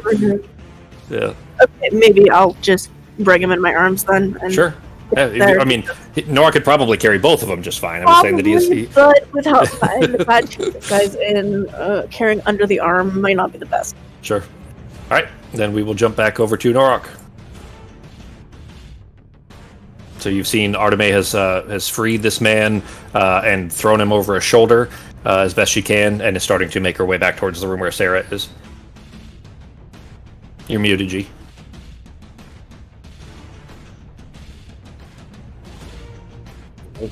There you go.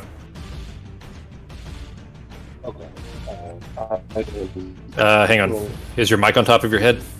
No, he's outside smoking, so he's using his other headphones. Oh. Hang on. I'll see where he is. See if he can't just use mine. Thank you, Rip. Okay. Can't understand what he's saying. They can't hear you. I can't hear you either. What are you saying? I'm going to take photos. I just try to move furniture and head over to the Jupiter. Awesome. Okay, so he's putting Pogo in the circle, and then he's going to try to move furniture in front of the door so the Juthrons can't get through. Okay. All right. So, then since I had already told you guys this earlier, he does set Pogo down carefully in the middle of the floor here. When Arteme had first come through this room, they had originally, when you guys had tried to come through here, Nazim had opened the door, and they slammed it when they saw Norak and pulled furniture in front of it, remember? Well, when Arteme came through, she saw bureaus pushed over on the floor, like a big heavy chunk of, a wooden chest, or wooden dresser type thing.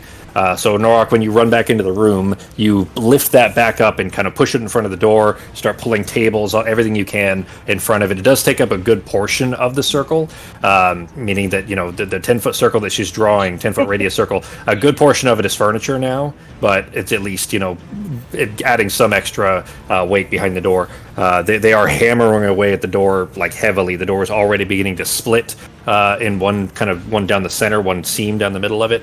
But it is, there's more stuff in front of it now, as they've done that at least. Okay, we're going to jump back to Nazim then. Okay, so things are looking okay down here for the most part. I'm going to start to run back to the circle. Okay. As soon as you pass the doorway there, you see a human in the door to the left there, the human that was in the hallway carrying the bloody dagger. He's talking to some others in there and shouting at them that it's safe, but they need to come out now, and they seem terrified and not convinced. You did hear Sarah order this man to get them to come in here, and he's trying to convince them, apparently at her orders, but they're not listening to him. They seem terrified. Halfling, I'm just going to say you could either stay here and get yourself killed, or you could come with us and live. Give me a persuasion check, Arteme. What are you doing, Nazim? As running up, can I just grab one and just forcefully kidnap them? I would say that so there's a human man who's about your size, and there's a dwarf who is heavier than you are. So neither of them will come willingly. So go ahead and give me a contested strength check. Just roll a strength check. Oh, strength. Okay. Yeah, and it'll be not a d12. Well, honestly, though, if like we can't well, okay, I guess you could force them kicking and screaming, but we're like out of time. So if we want to live, we need to get into that circle. So I'm gonna bring Theodore into the circle, even though I can't actually move him. Okay. Let me move him for you there. You got him with you right there. All right, I'll move him up. Essentially, we try and snatch his arm and just kidnap him like a child and just run with him. You grab the dwarf's arm and try to pull, and he like kind of shoves you away and tries to swing at you. He doesn't like not actually trying to hit you, but enough to just like threaten you to, like an animal trying to threaten you to get away from him. None of them are speaking, by the way. Like they're murmuring and like shouting back, but it seems like they're not talking for some reason. Nazim would have enough of an idea, especially because of where he's from. So I just sent you a message, Nazim.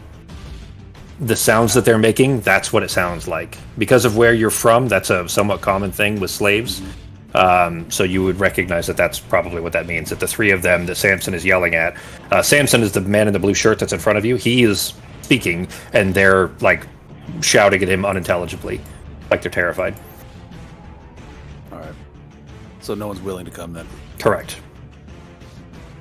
Okay, and how many seconds we got left on that teleport? 30? About, yeah. Okay, about well, they're halfway not through. coming, so I'm just going to keep running up. Do you just keep these prepared to hit enter at the timing? Because the timing on these is just about flawless, Sako. That's what I do, man. They vanished into thin air. All right. Okay. All right. Then Nazim is heading back in. I guess are you guys, now that you're there, are you doing anything else, or are you just kind of holding against the door, trying to, bide time until the circle flares? If it's my turn, I'm gonna yell at Samson that he has 30 seconds, and then if they want to make it out of here alive and not be a prisoner anymore, they need to get the fuck in this circle now. If not, well, they're getting left behind because, yeah. Exactly. Give me a persuasion check. Arteme tried and got a 3.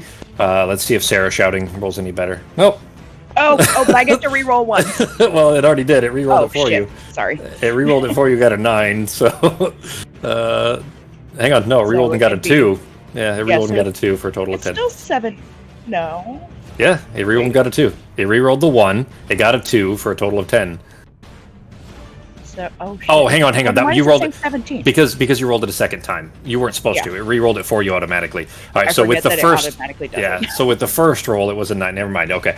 In that case, then, so with a 17, you see after you've shouted this way, Arteme running down the hallway towards you. You see Samson come running through the door, and you think that no further, that there hasn't been any further. Success at getting them, but running out behind him just afterwards, you see a dwarf running in that direction as well. Is the immovable rod still at the door? What, Arteme? Is the immovable rod still on the door? Yes. Okay, I'm gonna grab that as we disappear. Yeah. Okay. All right. And the door, by the way, slams behind them again as soon as the dwarf is through. Clearly somebody inside has slammed the door shut. You know what? That's their choice. Door, there's still furniture stacked in front of it. There's plenty of space. The door, with a heavy slam against it, splits wide open, and you see a maul smashing through it, kind of like Psycho, not Psycho, The Shining, with the fireman's axe passing through the doorway, leaving a wide open hole in the door. And you see one of the Juthrans peeking through it. He pulls the hammer back and he holds a hand out, and it's gonna be really Norok. Norok is kind of filling up the whole middle section of the door. It's kind of I'm gonna go ahead and unopen the door. It's not actually fully open, and it is still barricaded. There's still shit in the way. But there, yeah, exactly that scene right there, Sako. As he attempts to. Yeah. Come on. I accidentally had all these guys linked, so the avatars and the priests were sharing hit points when they weren't supposed to be, which made things very weird for certain fights. I had to keep going back and forth for the hit points. There it is. casts a guiding bolt in Norok's direction. With a natural 1. Jesus fucking Christ. This is probably the most natural one that we've ever had in a game before. The bolt goes sailing over Norok's head. Thankfully, he's tall enough that it going over his head means that it just smashes into the roof and the ceiling above, not impacting anybody. But there is an open space now. You have a few seconds left. You gather it's probably 2 rounds worth. Let's call it about 12 seconds or so before the circle is going to go. Norok, what are you doing? Oh, is he still outside, Becky? No, he's back in. Okay. I think he's just getting off his phone. Okay.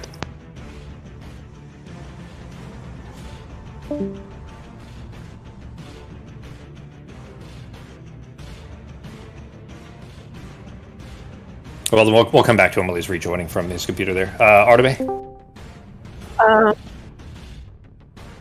Sorry, what was that? So there's a big hole in the door, and they're firing spells and shit through it. They can see you, they can see Norok. Yeah, I'm going to grab the immovable rod so we don't lose it, and tell Sarah we kind of need to hurry. Okay. All right, then you unclick the immovable rod, stuff it in a pocket, and Sarah, you turn back and see that she is now, the circle's complete. She's just standing over it and eyes closed, kind of murmuring this incantation, and you see this kind of glowing purplish tendrils drifting out from her fingertips and into the sand and salt that she has on the floor. She looks like it's near time. You probably have another 10 seconds or so before it goes off. Okay, I'm gonna throw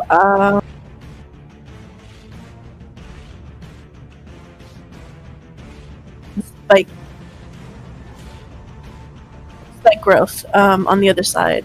For what? Spike growth. I'm gonna use spike growth on the other Okay. side on those guys. Okay. You can see the walls, and you can't quite see the floor on the other side, but you can definitely fill that hallway with it for sure. The space that it fills, it will easily fill that whole hallway. So immediately, as soon as they're in it, there are shouts of kind of groans and pain as it sprouts out from the walls and the floor all the way around them, because there's this tiny little hallway. There's not very much room for them to move in as they're stepping into these sharp thorns and bits. I'm going to move that back a little bit, but just because it's not actually affecting you guys. There you go. Nazeem's just taunting them through the hole in the door. All right. Did somebody literally fucking edit that to look like your guy? Fucking deep faked it with your guy? I did. You didn't. I did. Is there like a fucking an app or something to do that? Because it looks a little bit like your guy, a little bit of a mix. Yeah. That's good. Here's me. Okay, guys, I know you haven't seen Sako's face, but that's actually Sako's face pretty much in there. It's not quite like it, Sako has more hair than that, but like that's actually Sako in that picture. Oh, that's funny. I hate the future. that fucking deepfakes are so easily replicatable like that. You know what's really funny about this is like literally, I think Snapchat has been doing face swaps for like 4 years, and Jeremy just kind of didn't even realize. No, that's true. That's true. I mean, I don't use any kind of fucking social media, so it's not something I would really see. So, I mean, I've seen bits and pieces on on Reddit and stuff like that, but it's literally a face swapping app. Then I guess I assume that's what you're using there, Sako. No, it's actually a deep fake app that does full deep fakes. Does it? Okay. Yeah, it's funny because that's actually like Sako's face that's in there, which makes it extra funny. Anyway, all right. So in the last few seconds of here, Pogo's in the middle. Sarah, you finish the incantation. It's just about to fire off. Looking around, seeing that the sand and the salt is all glowing. You see a very wounded Theodore in the middle of it. You haven't seen him in a little bit of time, certainly, and he looks certainly the worse for wear, but he's definitely there. This dwarf you don't know, Pogo's corpse laying on the floor, unmoving, unbreathing, and the rest of your group, just in the nick of time as the door is being smashed through, and the circle snaps up around your feet, and you all go sailing through this empty space. Whoops, that is not the one that I meant to stop. Oh, there it is. Through this empty space, making your return trip back to the Crow Fort. And immediately blasted with the freezing temperatures. I mean, there's still, the inside is still warmer than the outside, but the freezing temperatures of the teleportation room in the Crow Fort. Everybody snaps in place. Sarah, you look around, you see, kind of taking a quick inventory of everybody. Everybody is here. Pogo is still laying on the floor, not moving. Your father is there, breathing heavily, kind of leaned over and cradling one arm under like his shoulder, or under his elbow rather. Use Healing Spirit to heal everybody else and Greater Restoration on her dad. Okay. Healing Spirit is a bonus action? You're just doing them both? Just, over the span of a few seconds. Bonus. Okay. It could be within a few seconds, yeah. All right. Then the room...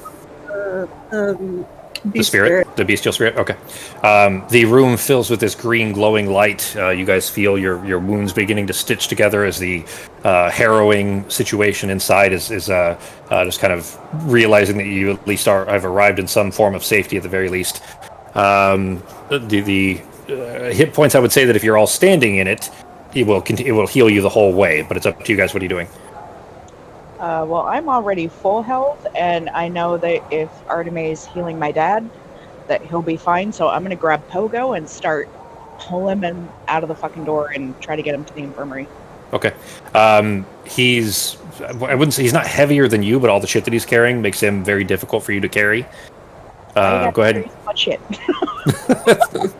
I think he's like 3 pounds under his max or something like that. But or at least he was. I don't know. He may have dropped some things. But anyways, you grab him and you start to kind of pull him through the doorway. What's everybody else doing? I'm exhausted, I think, by 2... Yeah, you have 2 levels of exhaustion. Yeah. I'm still exhausted, so I'm going to the Kettle Keep and taking a warm shower and then crashing. Okay, well, as soon as you guys start to make your way out through the doorway, you see Ozzy is running in this direction. He's running up the kind of hallway towards the teleportation room. Gasping for breath, he stops. He sees Sarah trying to pull Pogo across the floor. Norak, what did you say you were doing? Helping Sarah. Okay. Okay, all right, then you grab Pogo and pick him up and kind of throw him over his shoulder. Ozzy's face kind of goes slack. He's clearly kind of recognizing the gravity of the situation. Is he gone? He's gone. Is there any way to bring him back? If we had a proper healer... looking through the doorway, you see Samson kind of stepping out behind Norak. He looks sheepish, I guess. There's clearly something. There's something happened here that you don't know about. And Ozzy's facial features kind of steal a little bit, and he looks at Samson. He says, "Are you able? Would you be so kind as to do this after abandoning all of us?" You did save your ass. Yeah. Samson glares up at Norak, and then over to Sarah. "I'll do what I can. They're not going to be happy I'm here, but you did save me." Yeah, well, you were in a cell, so which is better? I'll do it. I'll just put my hand on his shoulder and say, "You'll do what is needed." It's the newest member of the Natural Ones. Well, it seems like you needed to find a replacement anyways, and he kind of gestures up at Pogo. I'm just gonna flip him off. He fails once I rest. I could do the reincarnation spell. As a last resort, because he may not come back as him, and I'm not sure he's going to be happy with that. Almost certainly wouldn't come back as him. I'll just call that out as I'm heading off to rest because I'm tired. Alright. Greater Restoration won't bring him back to life. I'm sorry. While Samson's doing his thing, I'm just going to jot a quick note to Corin's Antilist. Mm-hmm. We're out. I lost where Kemzoth was. You get a reply almost immediately.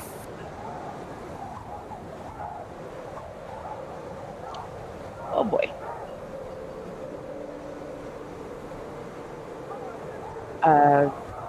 We found my dad. Pogo is dead. So I guess sort of.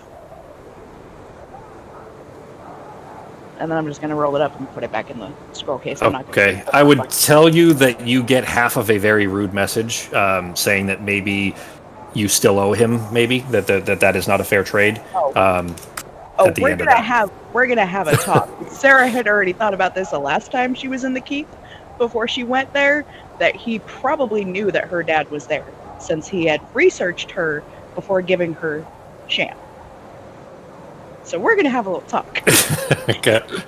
Yeah, I would say that is probably a fair that Sarah would think that that's probably true. Yeah. But you see half of a written rude statement before rolling it up. Ozzy is already, you see him kind of turning and beckoning, and he's when he kind of turns and kind of, not to you guys, but around a corner, kind of beckoning somebody that you can't see, and you see Strings, he's a lieutenant now, Strings come walking out along with one other Crowblinder, people that you haven't seen for a little while, but Strings you've all met. Strings was very fond of Pogo anyways, but he beckons them around the corner, and Ozzy says, keep the former lieutenant under wraps. He's not to be left to his own devices. He's to assist us with this, and beyond that, he needs to be in a cell. And Strings kind of nods, walks over to Samson, and between the two, him and this other Crowblinder, start marching Samson off. Ozzy looking back to Sarah and Norok. If you can take him to the nave, we can begin preparations. As he kind of waits for Samson and Strings to be walked off enough. I do trust that he'll go through with it, at least enough to try to save Pogo, but we need to be quick about these things. They're risky at the best of times.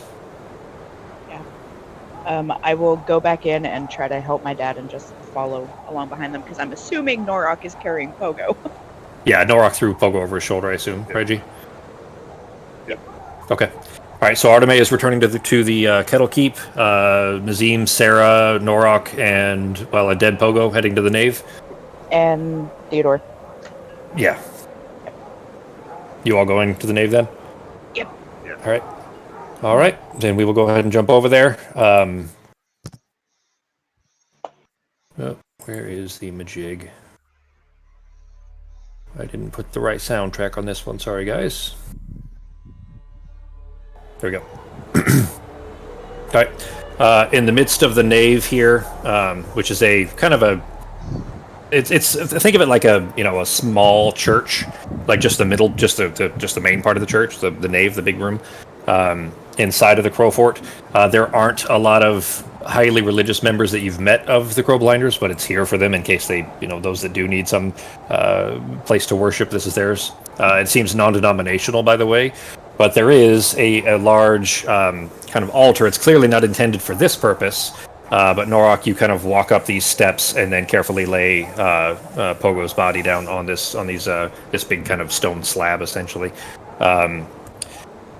The room itself is very quiet in here, except for, because there's just nobody in here except for you guys, except for a minute later, Norok, after you've set him down, you see Strings walking Samson into the room here, and Samson has manacles on his hands.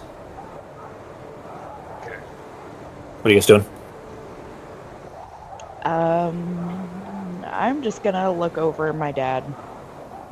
Just find a place to sit down. Sure. All right. Then you sit down in some pews. He's clearly still in shock. Like he doesn't really recognize what's happening.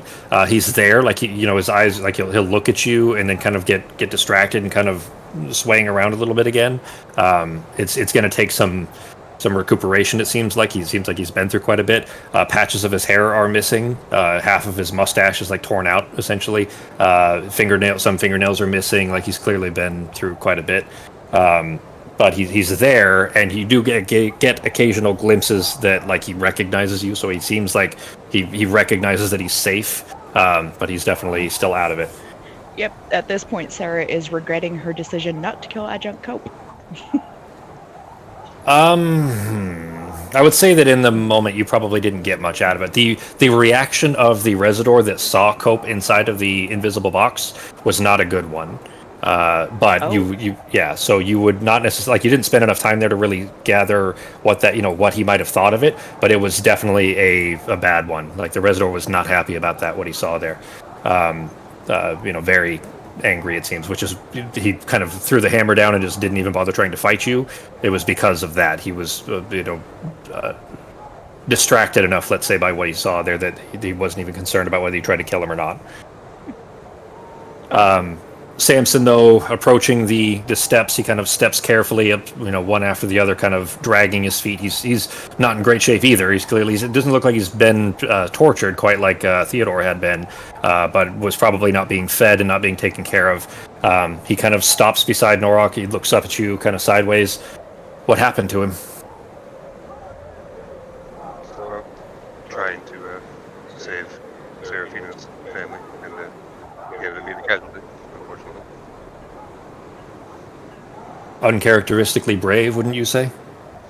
Yeah, he was fighting hard. He was. Would have been the first as I've known him. Yeah, well, you guys can talk about that when you get him up.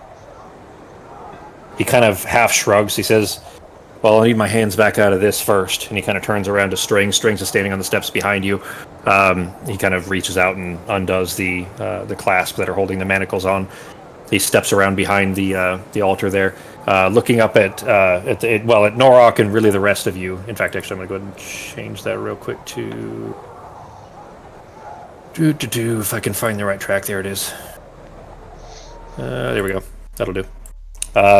Looking up at at kind of all of you except for Arteme. Arteme, are you staying? Like, you realize that this is what they were probably doing, was coming here to try to take care of Pogo. Are you staying in the Kettle Keep, or would you have come back? I guess I'd come back to see, and then yeah. Okay.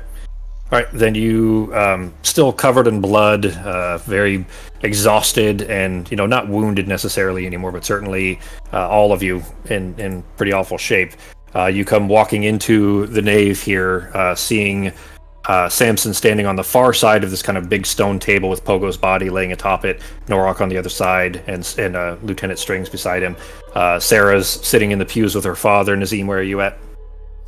I was actually just gonna take a break and just trying to rest up a little bit since everyone's got everything under control. Okay. I'm not part of that situation, so I was thinking of going to the Kettle Keep and take another cheese bath and try and relax because I'm pretty exhausted. All right, then you, as you're leaving the nave here, this room that you probably wouldn't feel comfortable in anyway, you stepping through the doorway, you see Arteme coming in as you're leaving, and Samson kind of peeking around the giant frame of Norok there, seeing Arteme stepping back in the room. He kind of elevates his voice loud enough for everybody in the chamber to be able to hear. He says, the gleam in spirit is fading, and the tether that's holding it to the material plane is frayed and it's split, and before long it will have forgotten who he was. So if you want to see your friend alive again, this is what must be done. This ritual is a complicated one. It's complicated enough even for the faithful. Mortality is not so easily overruled, but even at that, it's even harder for a soul whose life was... And he kind of looks down at Pogo with a little bit of disdain, spent in the way that he chose to spend his. I warned you all, as Arteme is getting kind of close enough to not have to shout anymore. I warned all of you once that the angels of the flesh and the devils of the bone were not to be trifled with, but Pogo delighted in these sins, so this will be tough. There will be, and he kind of reaches into a pocket, and you see him pulling something out that catches the light, looks like a diamond. There will be time during my preparations for probably 3 of you to contribute, and I would certainly suggest you do so. Think deeply on what it is that you may offer that would be most convincing to his confused and drifting spirit to convince it to return here. You knew him far better than I, so you need to decide what would be most persuasive to him, what kind words of friendship or a sack of gold, or did he worship some debaucherous god that you could beseech, or did he have some unfulfilled promise that he wanted to be reminded of? Just craft your messages or your gifts carefully. It's likely the difference between whether his spirit will hear your call or not, or whether he'll just continue being shepherded on to Crow's Thicket. What's going to happen here, guys, is Becky, you know a bit of this, but for the rest of you, this is why I didn't want to spoil it, because I didn't want you guys to have unfair thought, I guess, ahead of time for how this would work. So the contributions that he's referring to there, basically 3 of you, up to 3, can make a contribution, and when the ritual begins, Samson will beckon you over, and you are going to tell me exactly in narrative what you do and say. and then I'll give you a skill check to make. And if you succeed at the skill check, it will make the final resurrection roll significantly easier, meaning it'll make the DC easier to beat. If you fail at your check, it'll actually make it slightly harder, which will increase the DC. Once all the contributions are made, then I'll roll a final DC. All this is going to be rolled in the open. You guys will see all of it, including Justin. And then you will, well, basically that final roll will decide whether or not the resurrection ritual will work. Does that make sense? Right. Yeah. Hearing this, Sarah will just tell her dad to stay where she is and walk up to them. Okay. All right, then Sarah, Arteme, and Norok are at the altar. Nazim has left the room. He hasn't known Pogo as long. He probably wouldn't have as much memory or as much history with Pogo to contribute. Justin, does that make sense? Did you get all that? Oh yeah, I'm here. This is gonna get weird. So how this works, guys, to give you, I basically explained it, but basically, if you succeed at whatever this offering is, it's not a physical thing. It can be, but it doesn't need to be. But whatever offering you make, I'll give you. If you try to persuade Pogo to come back, then I might have you roll a persuasion check. If you offer an item, then I might make you have to make a different roll. If you beat the DCs on that, if you succeed, then it'll be easier, and the roll won't have to be as high for the final resurrection. So you guys are going to make 3 rolls. One of you will make, each of you make 1 roll or whatever. 2 of you can double up. I don't care. But at the end, I'll make a final roll against that DC, and it is a hard number. It's an actual number that you guys are going to have to try to beat. So the better you do, the easier it'll be for Pogo to succeed. Now that said, actually, Justin, I should have checked with you ahead of time, because this is your character and something that you invest time in and play every week. Do you want to pursue the possibility of reincarnation, or do you want to continue with the resurrection I think we should. I don't think they would know, so I think they'd have to do the whole ritual. Okay. All right. So we can handle that separately then. And what I'll do is I will share the role with Pogo, and Pogo will make his decision. Well, sorry, with Justin. Justin will make his decision. The rest of you won't know unless he chooses to share it. Okay? 8-foot tall leper. This is the week of natural ones. He's gonna come back as a worm or something not even on the list. All right. So, do you guys want to take a quick break to talk about what your offerings are going to be or anything else? But keep in mind, they will matter a lot. It really, if you guys all succeed, it'll be a pretty easily beatable number. If you all fail, it'll be a pretty hard number. So if you guys are ready, we can do it now. If you want to take a few minutes, that's fine too. Ready? I think I'm ready. So I'll probably go second or last, though, because I've got a couple things to tweak. Okay. Norok? I'll try to when I'm ready. I don't care when I go. All right. I'll go first. What am I rolling? Okay. It's not as simple as what are you rolling, Arteme. You are standing there then with Norok and Sarah beside you, and Samson standing over the far, across from you, this table with Pogo's body between you, and he's holding a diamond out and kind of it with a prism essentially pointed down at Pogo's chest. So what offering are you giving? What is it that what are you contributing here? It's not as simple as just a roll. You need to tell me what it is that you're trying to do, what it is that you're saying, doing, anything that might convince Pogo's spirit to return to its body. That was the part. That's it. After you tell me that part, that's when I'll tell you what to roll. I'll go first if she wants time to think about it. I think Norok said that he was okay with going first. I don't mind going anytime. So. All right, go ahead, G. Can I get mad at him and try to use intimidation? Sure. Or can I, just use... There's let me to be clear here. There's not a limit. You guys are you do whatever it is that your characters would do to try to convince Pogo's spirit to return to its body. Okay. I will assign a DC for that. You'll make your check, and then if it succeeds, it makes it easier. If it fails, it makes it harder. I have my bag of coins, and I'm going to take it and grab a bunch of, a handful of gold out of it, and I'm going to set it on, on Pogo's chest, because he's down there, and tell him that he's always wanted pocket money, because remember, he never has any coins. He's been broke this entire time. And so I'm going to tell him that he's going to come back, whether he likes it or not, and spend this money on some kind of debauchery, like, women and cheese bath or something like that. You better get his ass back here, or I'm going to carry his body around and embarrass him in front of women all the time. All right. All right. Let's see. All right. Give me an intimidation check. Ugh. Hey. Oh, no shit. I think I'm out. I think I used the last one. Yep. Nope. I'm out of colonelship. Never mind. Yeah, you did. Mm-hmm. Okay, I guess I'll go next. Okay. I'm just kind of gonna give him like a small speech of your. Some of your antics are kind of like annoying, but you're a good companion to have around. And don't forget the Bert guy you promised a few things to. Like, hello, dude. Just like tiny rant like that, and then yeah. Okay. Give me a persuasion check. Oh, jeez. Okay. Oh, I actually rolled decent. Ish.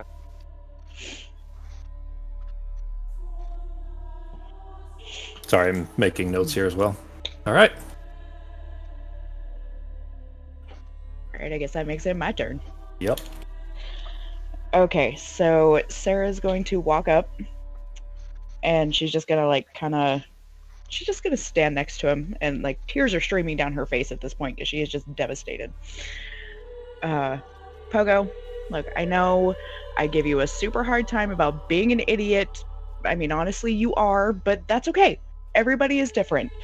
And I'm way too serious, so we kind of balance each other out in this group. You know, somebody super serious, somebody that's just an idiot, likes to have fun.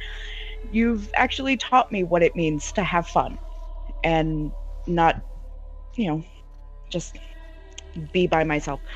You have taught me what it means to have an actual friend.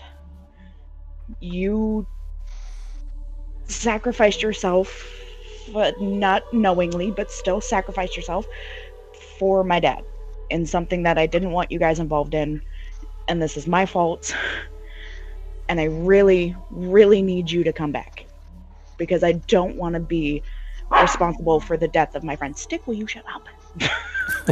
God, you're ruining the moment, Stick. And at this point, she's just bawling uncontrollably and just saying how sorry she is and she wants him to come back, and then she's just gonna give him a kiss on the cheek and back away. All right. Give me a...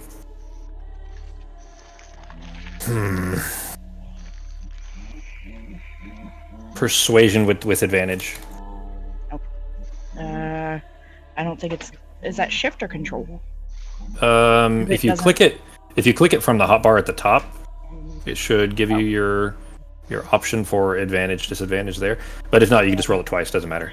I don't have a person, so it won't. Oh, that's right. Yeah. Okay. Yep. Sorry. Just roll it twice. That's fine. It should be shift for advantage and control for disadvantage, but it doesn't matter. Alright, I'll just roll it twice.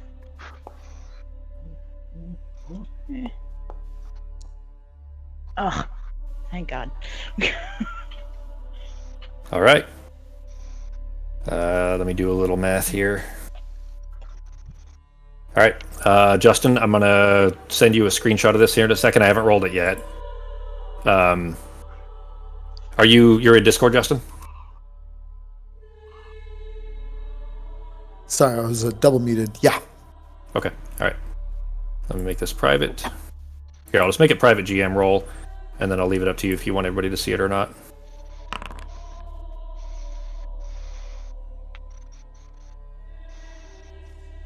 Whoops. Damn it. Hang on.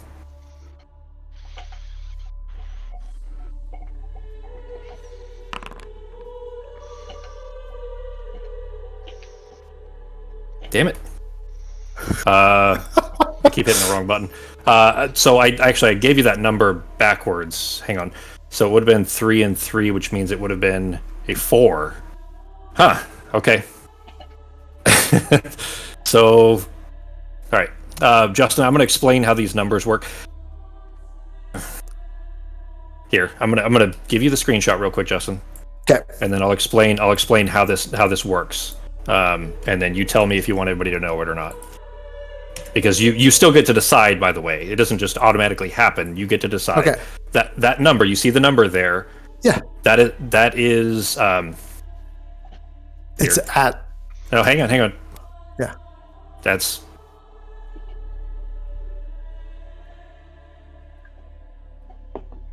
So the DC, the DC initially is 10. For every success, it's dropped by 3, bringing it down to. Do you understand? So. You needed initially it would have been a 10. They had 2 successes. They had 1 failure and 2 successes. The 2 successes brings it down by those to a number that you needed, and that's what you've got. Do you understand? Cool. So I can do either. Yes. So it's up to you now. Yeah. Yeah.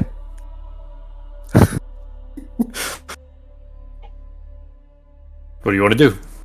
I'm gonna come back. Yeah. Okay. All right. Well, let's just go ahead and ruin the narrative moment. I couldn't see on there that I was still a thing. Yeah. All right, everybody. Yeah. He opens his eyes, everybody. Okay. Just so do you want me to show them the number?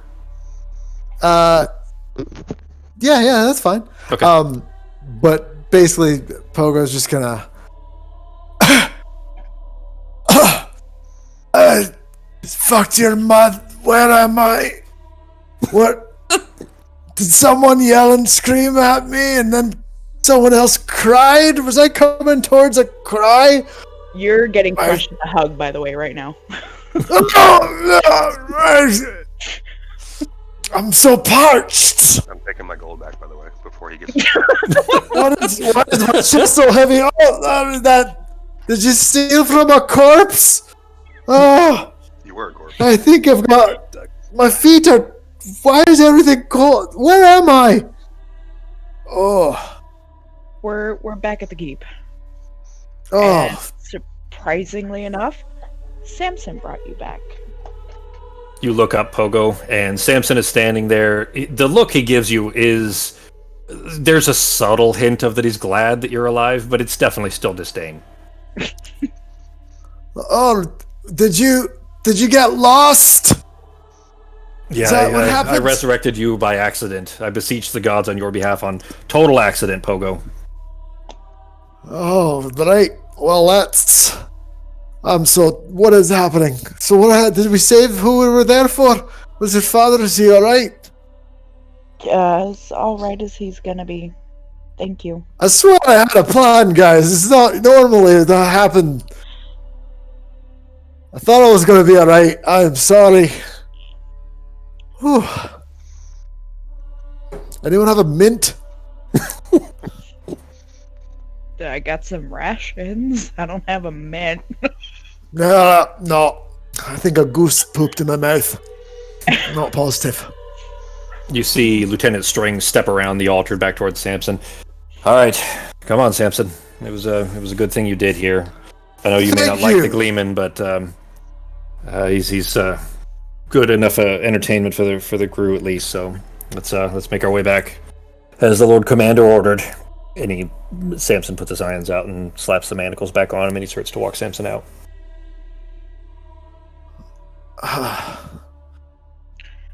Maybe we should take you back to the keep and get you a drink. And I think I need to sleep. I think I might need a nap. That definitely feels like a nap might help. I think we still have but I'll have that some nasty cheese, wine. maybe. Oh, so I guess it's really not that late, right? It's not that bad. Right. It's like, what, late afternoon now? You just got a little nap a bit ago. What are you complaining about, dude? You're Oh my god. You're like the dead, bro. Yeah, I feel like I was pushed around the road on like a donkey's ass or something for a couple hours. Right into the keep. All right, guys. Then what we'll do with that, you will all be, including Pogo, thankfully, leveling up to 11.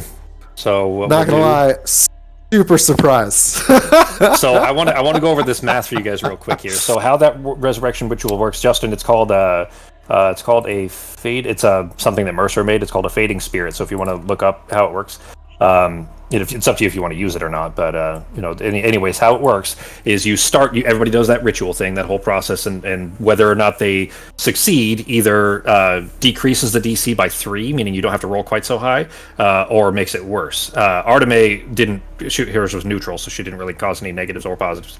Her role was, as is generally true for Arteme, was not very high. But Norox and Sarah's both were high enough that they succeeded, decreasing each of them the DC decreasing for each of them by 3, bringing it from a 10 down to a 4. And if you guys see what I revealed in the chat there, Actually, see Arme that? succeeded and Norak got the neutral. God damn it, it was the other way. Yep. Oh shit, never mind. Yeah, I had put them in the order too. Actually, in my notes I had written and actually that Norak had failed. Never mind. So Pogo, you did not actually hear Norak talking about needing to come back for the spending money, which is probably why Norak was fair to steal his money back. But of course, it was the women that convinced Pogo Sure. to return. Makes sense. But yeah, so it was really like it was a 10 originally with 2 successes brings it to a 4. I rolled a 4. Oh, Oh, jeez. Okay. Yeah, that's what I put in the chat there. It was a 10 minus the 3 from Arteme, bringing it down to a 6, or bringing it down to a 7, rather, sorry. And then from Sarah, bringing it down to a 4, and I rolled a 4. Like, at first I saw that I was doing the math backwards. There's additions rather than, but the DC doesn't go up, it goes down if they succeed. So originally I told them you had to beat a 16, and I got a 4, and I was like, well, fuck, what do you want to do? And this is what I was sending Justin in the chat. And then I was like, oh shit, never mind. I was doing the math backwards. It reduces the DC, it doesn't make it harder, it makes it easier. So, by the actual rules, literally got a 4, got the same, literally exactly what was needed. so lucky. Otherwise, Yeah. By the way, it's really something else. Yeah, I mean, I was curious. I would have actually taken either of them. I was surprised that it worked out in the actual best possible option. So good job, guys. I appreciate how flexible you were when it came to your character, but like I felt awful all week. Like all week, I'm like, well, fuck. Because like I do all the rolls in the open, so I can't just fudge this. I can't just cheat it. If he fails this, like that means Fogo's gone. I still would have had something fun to do with it, but it would have made a whole new character for Fogo. Which, by the way, I don't know if you guys knew this, but actually I had Becky make a whole other character because I expected Sarah was going to die. Yeah. Because she ran off, and you guys would not have originally when Sarah ran off, you guys would not have been able to get back to her in time. And there's just like odds of her success or of not dying going in there by herself were like 0. So, like, I expected she was going to die, so she rolled a whole other character, backstory, and everything. So, like, she actually had a full character prepared because I was like, yeah, you're going to die if you do this. And she's like, well, I gotta. Wow. So, Well, I got it. I remember thinking, like, hey, maybe we can take him out. Because I'm in my brain, I'm like, maybe 50 max for the whole town. You're like, oh, it's like a few hundred. I'm like, yeah, no, we can't do that, guys. yeah. This isn't going to be an option anymore. The whole time, I'm like, guys, like, there's hundreds of people there, maybe thousands. Like, this is an awful solution. Ben's like, no, we'll just find our way out. We're fine. Like, literally didn't think anything of it. I'm like, I'm trying to tell you. I'm trying to fucking warn you that you guys need to, like, think of something because this is not something you can just fight your way through. But it worked out about as well as it possibly could. So for that, guys, because it's 45 minutes anyways, but let's go ahead. If you guys are ready, let's go do your level ups real quick, and then we can resume next week if that works for all of you. Okay, so how do we level up in here? Because we used to just like add. Oh wait.